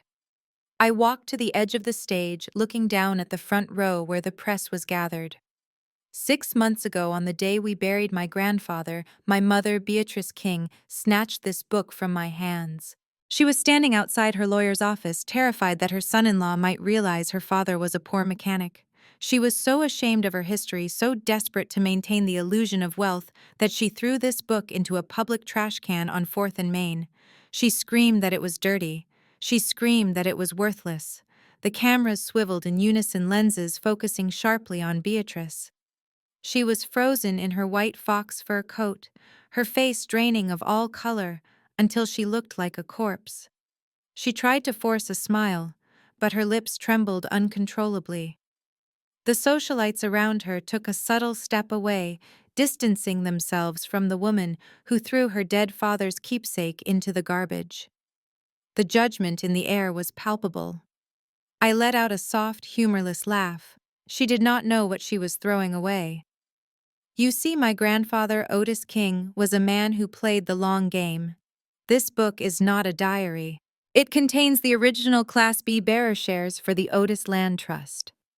I turned back to the screen as the image changed to a scan of the interior page highlighting the geological coordinates. These numbers correspond to the exact plot of land we are standing on right now. This entire riverfront district. My grandfather bought this dirt when nobody wanted it. And because these are bearer shares, whoever physically holds this book owns the land. Brad made a choking sound next to me. He lunged for the microphone, but I pulled it away effortlessly. "That is a lie," he screamed, his voice cracking without amplification. "That is a forgery. It is authenticated by the bank," I said, cutting him off. "But here's the best part, Brad. I knew you wanted this land. I knew you were going to build here. And I could have stopped you. I could have walked into the permit office 6 months ago and shut you down." I paused, looking him dead in the eye. "But I didn't. I watched you borrow money. I watched you leverage my sister's savings. I watched you mortgage your own house. I let you pour $20 million of concrete and steel into my soil. Because the law is very clear on this matter. It is called the doctrine of fixtures. Any permanent structure built on land without the owner's consent becomes the property of the landowner." I swept my hand toward the gleaming glass tower behind me. "You did not build this for yourself, Brad. You built it for me. You just spent your entire fortune constructing my inheritance. So on behalf of the grandfather you called trash, I want to say thank you. You have done an excellent job increasing my property value." Brad looked like a man trying to hold back the tide with a spoon. His face was a mottled map of red rage and white panic. He scrambled for the podium again, his hands shaking so violently that he knocked over the pitcher of water, sending a cascade of liquid splashing onto the shoes of the front row investors. He did not apologize. He did not even notice. He reached into his inner suit jacket pocket and ripped out a folded, crumpled document. He waved it in the air like a flag of surrender that he was trying to convince everyone was a banner of victory. "You are insane!" he screamed, his voice shredding the sophisticated atmosphere of the event. "You are lying. I have the permits right here. Look at them. I have the building permit. I have the zoning clearance. I have the environmental impact sign-off. Everything is legal. Everything is signed. You cannot just walk in here and claim land that the city already authorized me to build on. The government signed off on this, Jasmine. The government." He thrust the paper toward the cameras, desperate for validation. "See? Right here. Owner consent. The Otis King Land Trust. It is signed. It is notarized. You are trying to steal my building, but I have the paperwork to prove I had permission." I looked at the piece of paper fluttering in his trembling hand. It was pitiful. I turned to Mr. Sterling and gave a small nod. Sterling tapped his tablet, and the image on the giant LED screen changed again. This time it showed a split screen. On the left was a digital scan of the permit Brad was currently holding, which Sterling had pulled from the public records database. On the right was a scan of the final page of the old, dirty passbook. "Let us look at that permission, Brad," I said, my voice cutting through his hysteria. I pointed to the screen. "On the left is the document you filed with the city. You claimed you tracked down the trustee. You claimed you got their signature. And there it is. A scribbled, illegible signature that reads, Otis King." I took a step closer to him. The crowd leaned in silent and captivated. "There is just one problem with that, Brad. My grandfather never signed legal documents with his name. He knew that black men in the South were often targeted for fraud. So when he set up this trust in 1965, he established a specific security protocol with the bank." I pointed to the image on the right side of the screen. It showed the signature card glued to the back of the passbook. It did not hold a signature. It held a complex, unique geometric stamp. A triangle inside a circle with the initials TLT. The trust bylaws state explicitly that no land transfer or construction permit is valid without this specific seal. I explained, my voice cold and precise. "The bank never authorized your permit. The trust never authorized your permit. Which means the signature on your document is not just invalid, it is a forgery." The word hung in the air, heavy and suffocating. "You did not just build on my land, Brad. You committed felony fraud to do it. You forged a dead man's signature to the city planning office. That is not a loophole.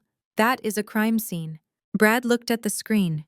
He looked at the stamp he had never seen because he had never bothered to open the box his wife threw away. The color drained from his face so fast he looked like he was going to vomit.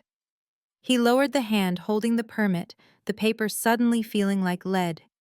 He looked at the police chief standing behind me, and for the first time the arrogance in his eyes was replaced by the terrifying realization that he might not be going home to his mansion tonight. He might be going to a cell. The silence that followed the revelation of the forgery was absolute. The only sound was the wind snapping the red satin ribbon that Brad had been so eager to cut moments ago. The paper he had been waving fluttered from his numb fingers and landed in a puddle of spilled water, the ink instantly beginning to bleed. It was a perfect metaphor for his life. He looked at me, his mouth opening and closing like a fish on a hook, but no words came out. His arrogance had evaporated, leaving behind only the raw, naked terror of a man who realizes he has gambled everything on a lie and lost. I stepped closer to the microphone, my voice calm, filling the vacuum of the parking lot. "Now let us discuss the legal ramifications of what you have done, Brad. Because you did not just forge a signature. You built a permanent structure on land you do not own without the permission of the owner. In property law, there is a concept called accession." I turned to the crowd, addressing the investors who were now frantically texting their lawyers. Accession dictates that when a person attaches personal property to real estate in a permanent manner, that property becomes part of the land. It becomes a fixture. You cannot separate this 20-story tower from the ground it sits on. And since I own the ground, the law says I own everything attached to it. I turned back to Brad. He was shaking his head, a desperate denial-fueled whimper escaping his throat. "No," he croaked. "No. That is $20 million. I borrowed that money. I leveraged the house. I leveraged everything. You have to pay me back. You have to reimburse me for the construction costs. That is the law. Unjust enrichment. You cannot just keep it." I smiled, and it was the coldest thing I had ever done. "Actually, Brad, I can. Because you acted in bad faith. You knew the title was clouded. You forged a permit to bypass the regulations. The courts do not reward fraud. You are considered a hostile trespasser. And as a trespasser, you forfeited every single brick, every beam of steel, and every pane of glass the moment you cemented them into my soil." I gestured to the gleaming building behind me. "I do not owe you a dime. I do not owe you a reimbursement. In fact, I could sue you for the cost of removing this building if I wanted to return the land to its natural state. But I am a generous woman. I am willing to overlook the inconvenience. I will accept this building as a donation." Beatrice let out a high-pitched wail and collapsed into the arms of a waiter. She understood. She knew the money was gone. She knew the mansion was gone. She knew the luxury life she had clung to was dissolving like sugar in hot water. Brad staggered back, his legs giving way. He slumped against the podium, gripping it to stay upright. "You are bankrupt, Brad," I said, driving the final nail into the coffin. "You owe the banks $20 million for a building that now belongs to me. You have no assets. You have no collateral. You have nothing but a very expensive suit and a fraud charge waiting for you." I looked at Chief Miller and nodded. "Chief, this man is currently trespassing on my private property, and I believe he has just confessed to a felony in front of 200 witnesses. I would like him removed from my stage, immediately." The reality of his situation did not just sink in. It crashed down on him like the steel beams he had erected on my land. The word bankrupt bounced around his skull, shattering the last remnants of his sanity. Brad looked out at the sea of faces, the investors who were now averting their eyes, the reporters who were zooming in for the kill shot, and finally at me. He looked at the woman he had called a speed bump, the woman he had dismissed as trash, standing there in a white suit, holding the deed to his life. Something inside him snapped. It was visible. His eyes went wide and bloodshot, the veins in his neck bulging like ropes against his collar. The facade of the civilized businessman dissolved instantly, revealing the violent, cornered animal underneath. "You stole it!" he screamed, a guttural tearing sound that ripped through the speakers. He did not think. He did not calculate. He lunged. He threw himself across the short distance between us, his hands curled into claws aiming for my throat. The crowd screamed. Beatrice covered her eyes, but I did not move. I did not flinch. I knew something Brad did not. I knew who was standing behind me. Before Brad's fingers could even graze the lapel of my jacket, a blur of blue uniform intercepted him. Chief Miller moved with the terrifying speed of a man who had spent 30 years on the streets. He didn't just stop Brad. He neutralized him. Miller slammed his shoulder into Brad's chest, knocking the wind out of him with a sickening thud. Brad stumbled back, gasping for air, but he tried to swing a wild, clumsy fist at the officer. That was his second mistake.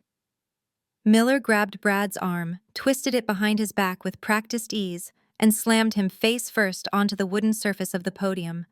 The impact shook the microphone stand, but the mic itself remained live.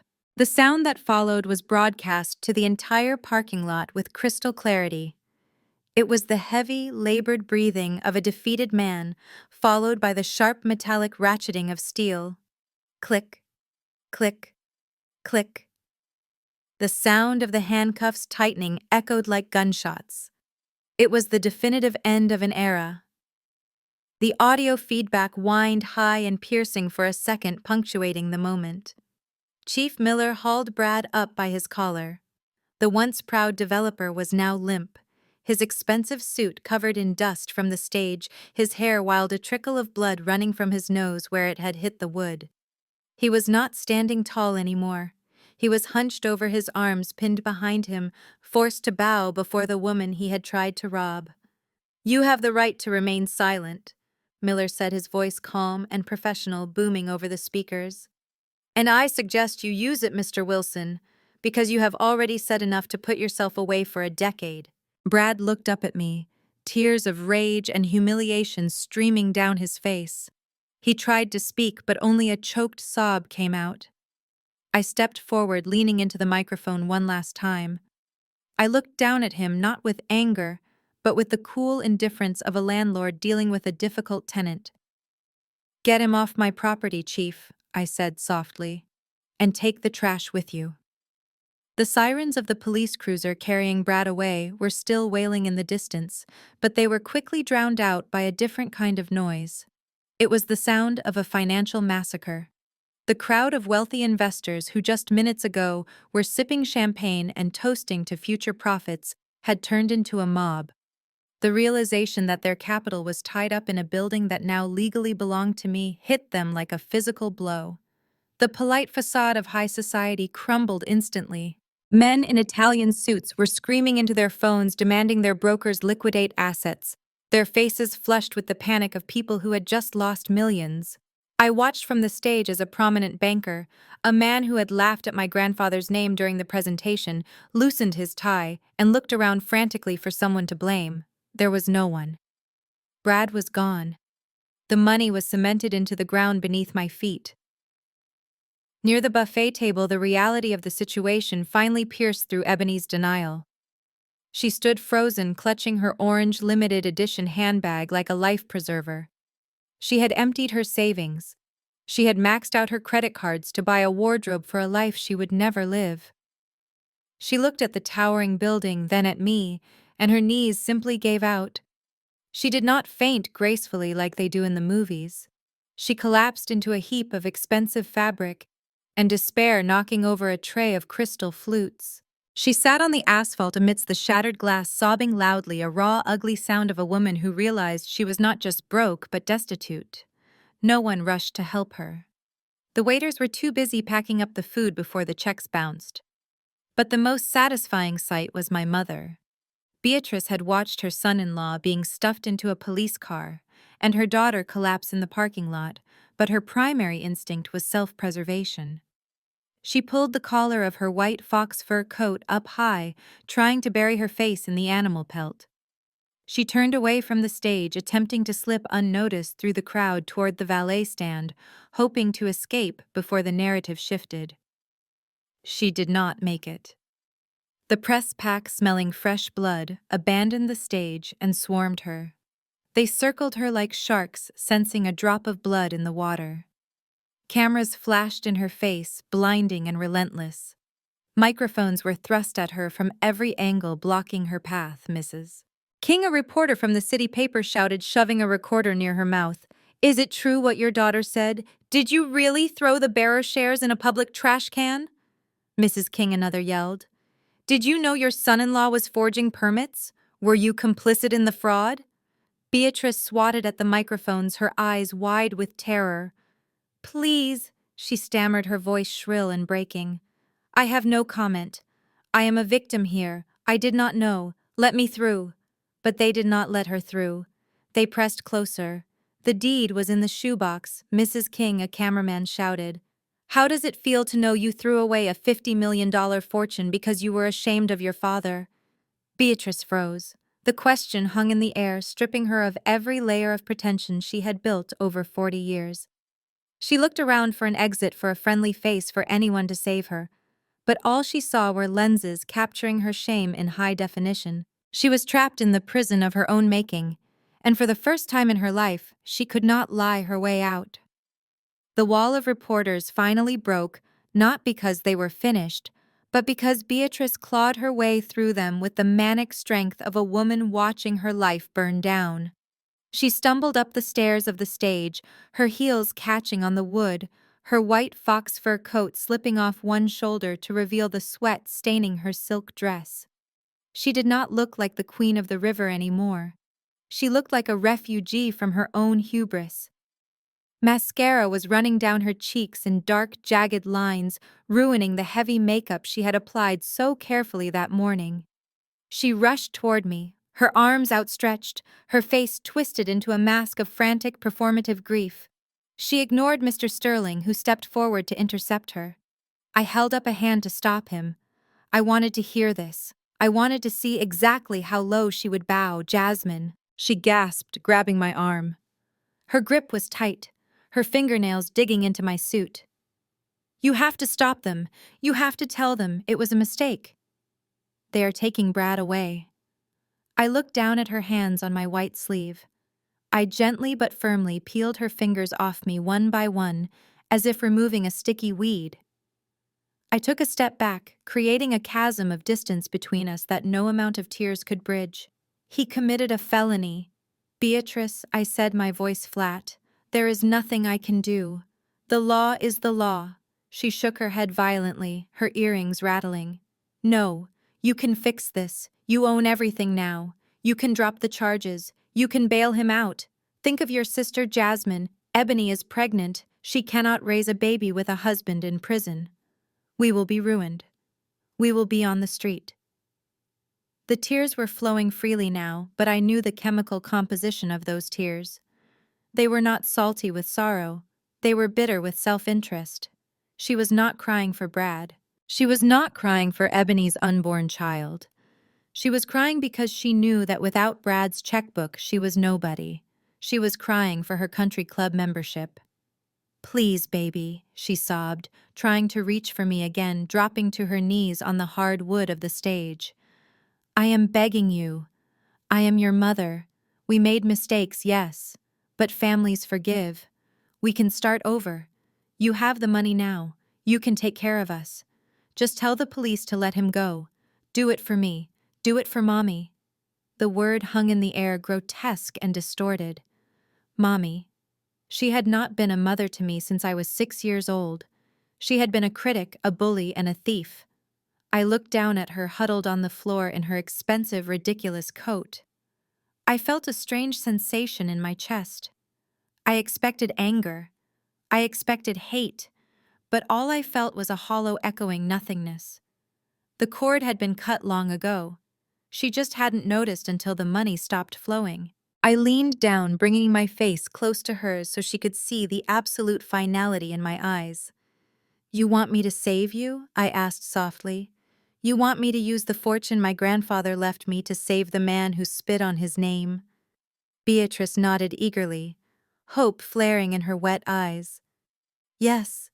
Yes, please." I stood up straight, smoothing the lapel of my jacket. "I am sorry," I said, my voice projecting clearly to the silent crowd watching below. "But I cannot help you. You see, family looks out for family, and you made it very clear where I stand." Beatrice's mouth opened to protest, to argue, but I cut her off with a gaze as cold as the river behind us. "You threw your chance in the trash can, Mrs. Beatrice, along with the only man who actually loved you." I turned my back on her. I did not look at her again. I walked toward the stairs where Mr. Sterling was waiting with the door of the Rolls-Royce open. Behind me, I heard her wail, a sharp, broken sound of a woman realizing that she was finally truly alone. I pivoted on my heel, the movement sharp and final. The sound of Beatrice sobbing behind me was loud, wet, and pathetic, but as I took my first step toward the stairs, the sound began to fade into the background noise of a life I had finally discarded. I did not look back. To look back would be to acknowledge that she still held some gravity in my world, and she did not. She was just a woman in a ruined coat on a stage I now owned. I descended the wooden steps one by one. The crowd at the bottom, the sharks and the socialites who had sneered at my grandfather's name, parted instinctively. They scrambled back, knocking into each other to clear a wide path for me. I could feel their eyes on me. They looked at me with a mixture of naked fear and reverence. 10 minutes ago, I was invisible to them. Now I was the most powerful person in the zip code. I kept my chin high, my gaze fixed on the open door of the Rolls-Royce where Mr. Sterling waited like a loyal sentinel. The air was thick with the smell of expensive perfume turning into nervous sweat. I could hear the frantic clicking of camera shutters, a machine gun fire of flashbulbs trying to capture the silhouette of the new owner. I did not shield my face. I let them take their pictures, let them put my face on the front page, let the whole city see exactly who had come to collect the rent.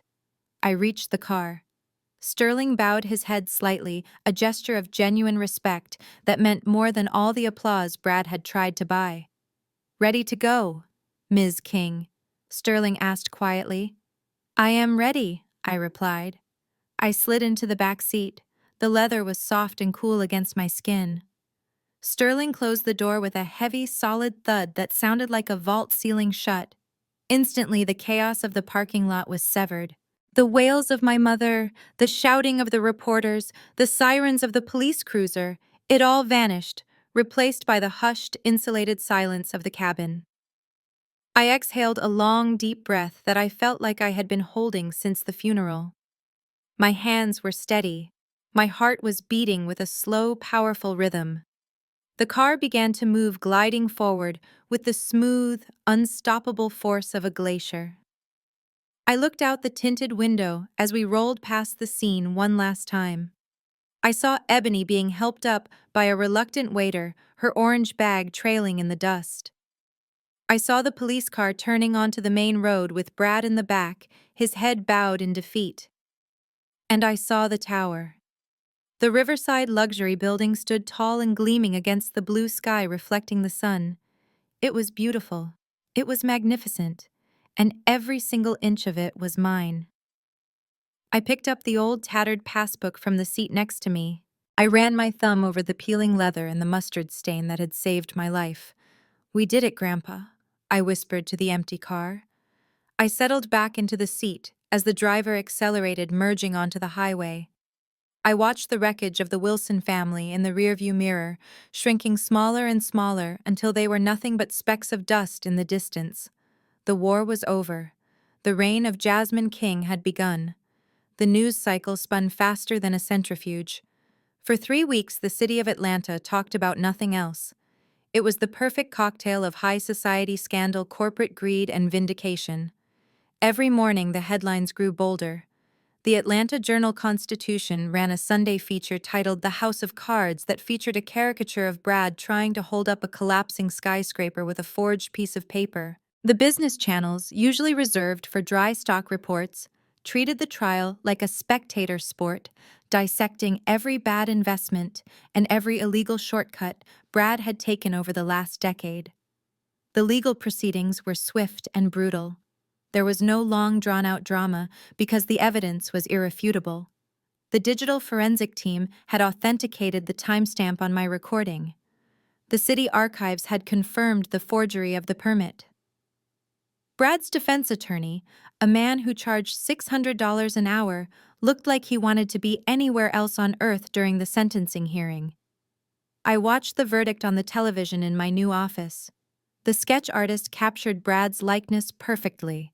He looked hollowed out, his expensive suit hanging loosely on a frame that had lost 20 pounds from stress. When the gavel came down, the sound was sharp and final. Judge Patterson did not mince words.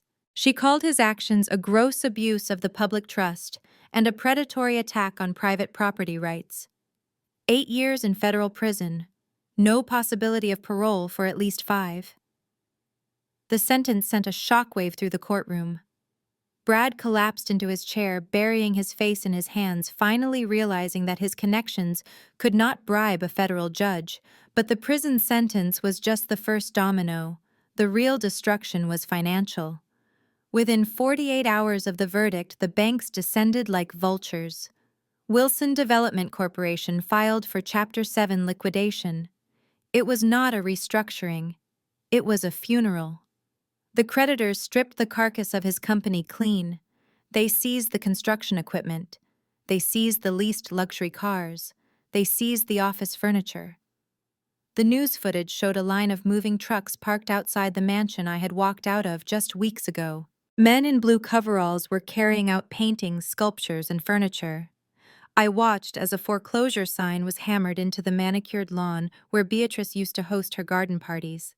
The commentator explained that because Brad had leveraged his personal assets to fund the Riverside Tower, everything was fair game. The house was underwater, the accounts were frozen, the dynasty was dead. One particularly satisfying clip showed the auction of seized personal items. Among the jewelry and designer watches, the camera panned over a bright orange, limited edition Hermes handbag. The auctioneer held it up, announcing it was starting at a fraction of its retail price. It was a small detail, but it symbolized the total collapse of their artificial reality. They had built their lives on debt and deception, and now the bill had finally come due. The city moved on quickly, as cities do, but the lesson remained etched in the skyline. The tower stood tall, a gleaming monument to the fact that while a lie can sprint, the truth runs a marathon. The fall of Ebony Wilson was not a tragedy. It was a reality check.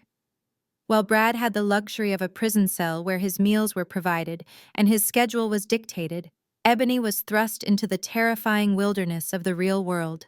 She had no degree. She had no work experience. She had no marketable skills other than spending money that did not belong to her and critiquing the fashion choices of people she considered beneath her. The eviction was swift. The bank did not care that she was pregnant. They did not care that she was a socialite. They gave her 72 hours to vacate the premises. I heard through the grapevine that she tried to call her old friends from the country club, the women she used to sip mimosas with while making fun of the waitstaff. Not a single one of them answered the phone. They treated poverty like a contagious disease, and Ebony was now patient zero. She moved into a cramped one-bedroom apartment on the south side of town, the very area she used to lock her car doors when driving through.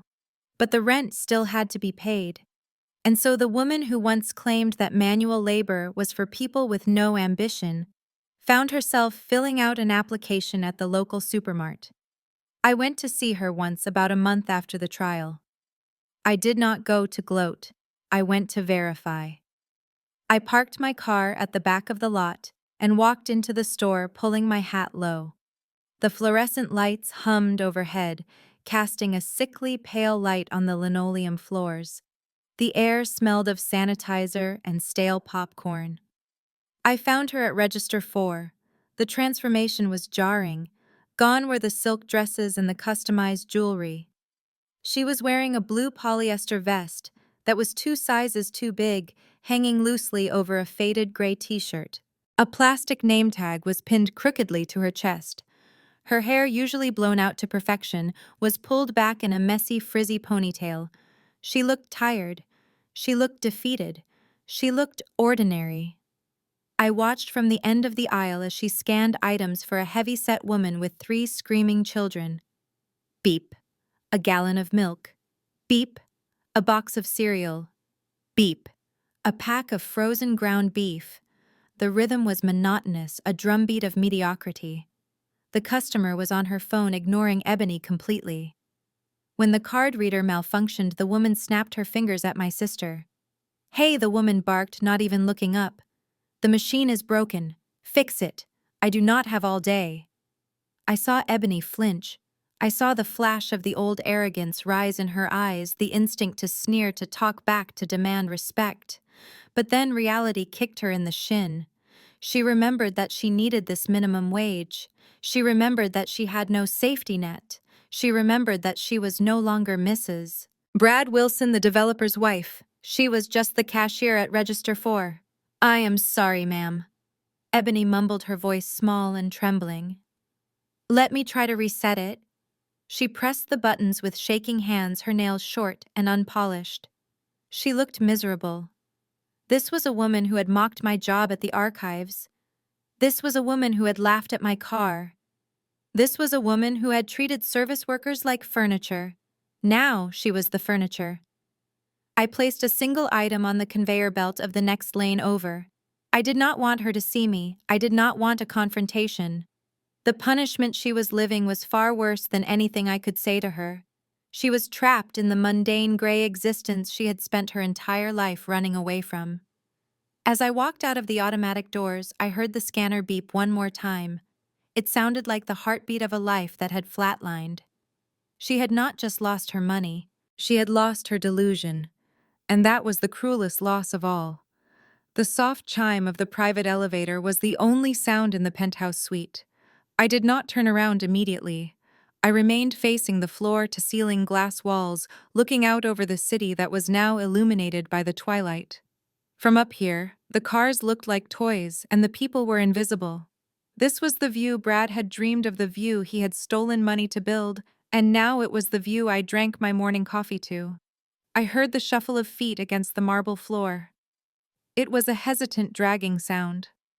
I turned slowly, setting my porcelain cup on the glass table. The woman standing in the entryway was a ghost. It had been 5 years since the trial, but time had not been kind to Beatrice. It had ravaged her. The blonde dye had grown out, revealing harsh gray roots. Her skin, once pulled tight by expensive creams and treatments, hung loose and papery on her bones. She was wearing a coat that was clearly from a thrift store, missing a button with frayed cuffs. She clutched a plastic grocery bag as if it contained her entire life. Jasmine. Her voice was a cracked whisper. She took a step forward, her eyes darting around the room, drinking in the luxury she felt she was owed. The velvet sofas, the abstract art, the crystal chandelier. It was a torture chamber of everything she had lost. Jasmine, look at you. You look so beautiful, so successful.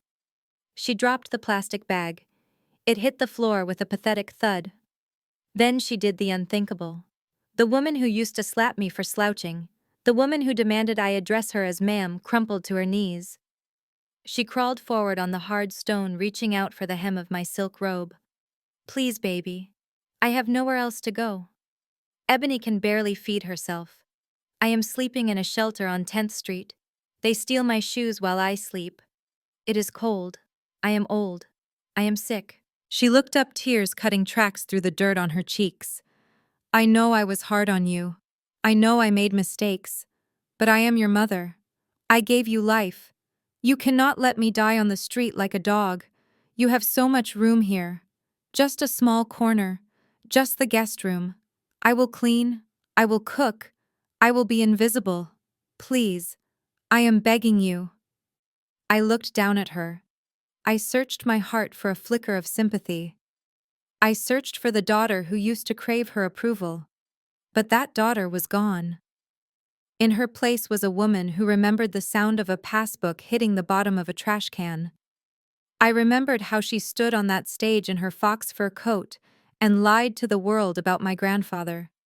I remembered that she only loved me when she thought I was useful. Beatrice continued to weep, her hands shaking as they grasped at the air near my feet. She was not mourning the relationship. She was mourning the lifestyle. She looked at me not as a daughter, but as a bank vault she was trying to crack with pity. I took a slow step back, moving out of her reach. The distance between us was only a few feet, but emotionally it was an ocean. She stayed on her knees, waiting for the salvation that she had thrown away years ago. I walked over to the sleek minimalist desk that sat in the corner of the room, unlocking the top drawer with a small silver key. I had been carrying this envelope for 3 months, waiting for this exact moment. I knew she would come eventually. I knew that once the money ran out and the friends disappeared, she would remember the daughter she had discarded. I pulled out the thick cream-colored envelope. It was heavy, the paper stock expensive and textured. I walked back to where Beatrice was kneeling and held it out to her. Her eyes lit up with a feral, hungry intensity. The tears stopped instantly. She reached up and snatched the envelope from my hand, her fingers trembling, not with sorrow, but with greed. She ripped it open, tearing the flap in her haste. I could see the calculation in her eyes. She was expecting a check. She was expecting a stack of cash that would let her buy a new coat, get her hair done, and pretend to be a queen again. She pulled out the glossy brochure and the stapled contract. Her smile faltered. She flipped through the pages, her brow furrowing in confusion. "What is this?" she asked, her voice shaking. "Sunset Meadows Senior Living in Arizona." I crossed my arms, looking down at her. It is a 5-star facility, Beatrice. It has a heated pool, a recreational center, and a full-time medical staff. You will have your own private suite with a balcony overlooking the desert. 3 meals a day, prepared by a chef. Laundry service. It is fully paid for. The contract covers your expenses for the rest of your life. She looked up at me, the brochure crumpling in her fist. Arizona.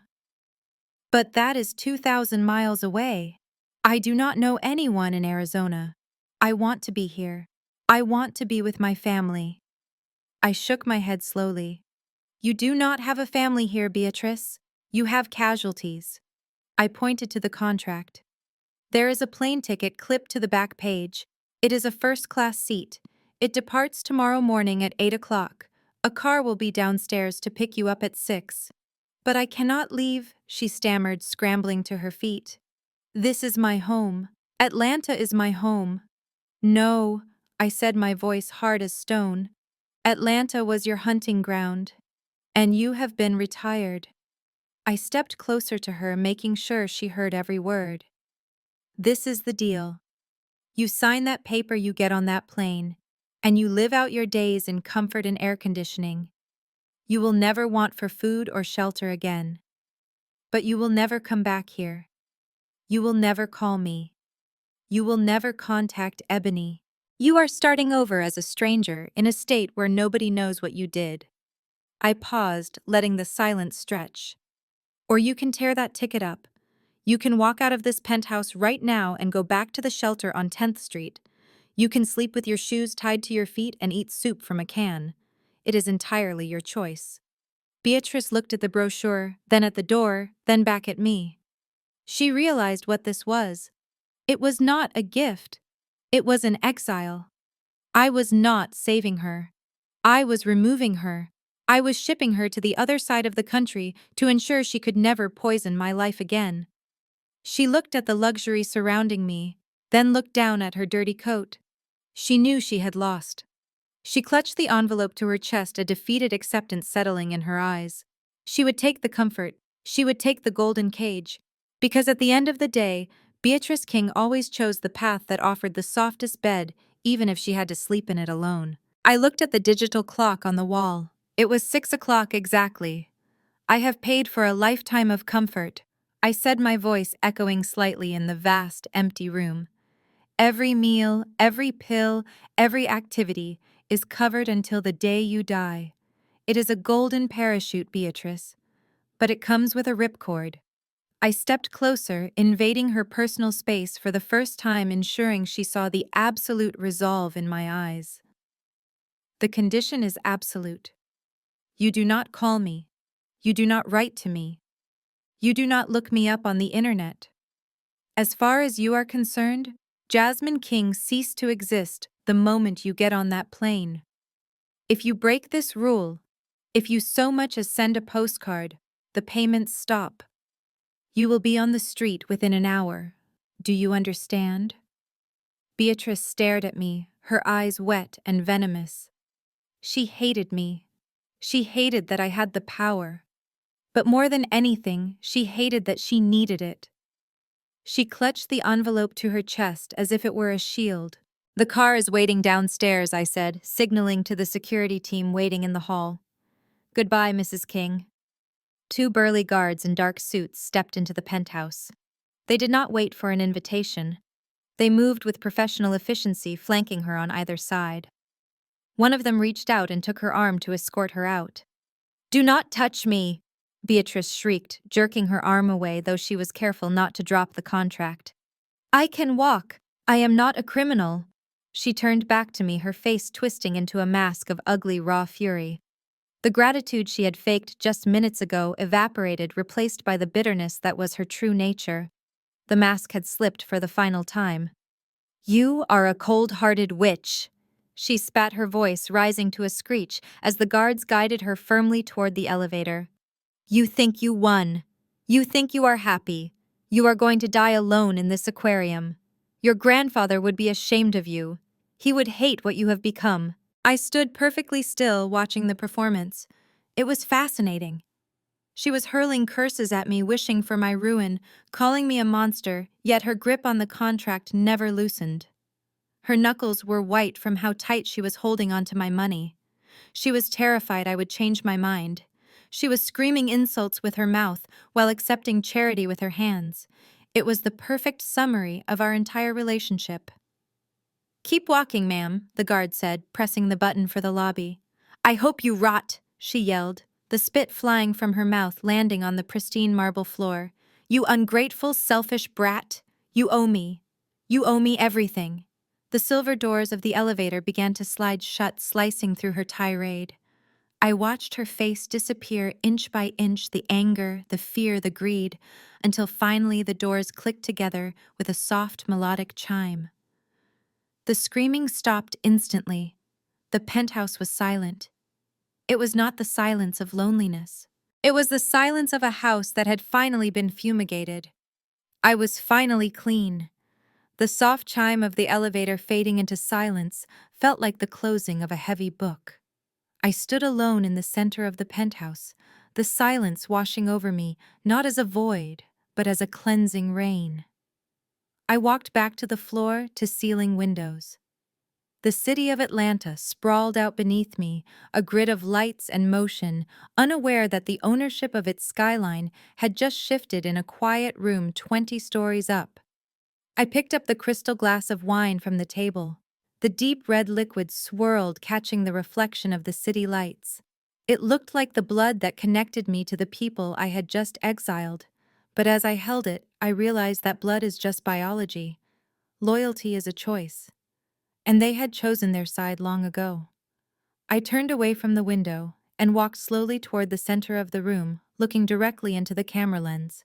I broke the fourth wall, staring into the eyes of everyone who had ever been underestimated, everyone who had ever been told they were not enough, everyone who had been discarded like a used part. My mother called me a monster. She called me cold. Perhaps she is right. But she forgot that she was the one who left me out in the cold to freeze. She forgot that ice is just water that has learned how to protect itself. She wanted forgiveness because she was afraid of the consequences, not because she was sorry for the cause. And that is a debt I am not obligated to cancel. I took a slow, deliberate sip of the wine. It was rich and complex, tasting of earth and history. It tasted like the dust in Grandpa Otis's workshop. It tasted like the iron in the soil of the riverbank. It tasted like victory. I lowered the glass, my expression unyielding. The world will tell you to be nice. The world will tell you to turn the other cheek. The world will tell you that family is everything. Do not listen. Sometimes the only way to build a future is to bulldoze the past. They looked at a rusted toolbox and saw trash. I looked at it and saw a kingdom. That is the difference between the blind and the visionary. I leaned in closer, my voice dropping to a whisper that carried the weight of a gavel strike. Never underestimate the things that look old or broken. The most valuable treasures are often hidden in the dirt.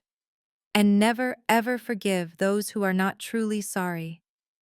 They do not want your mercy. They only want your permission to hurt you again.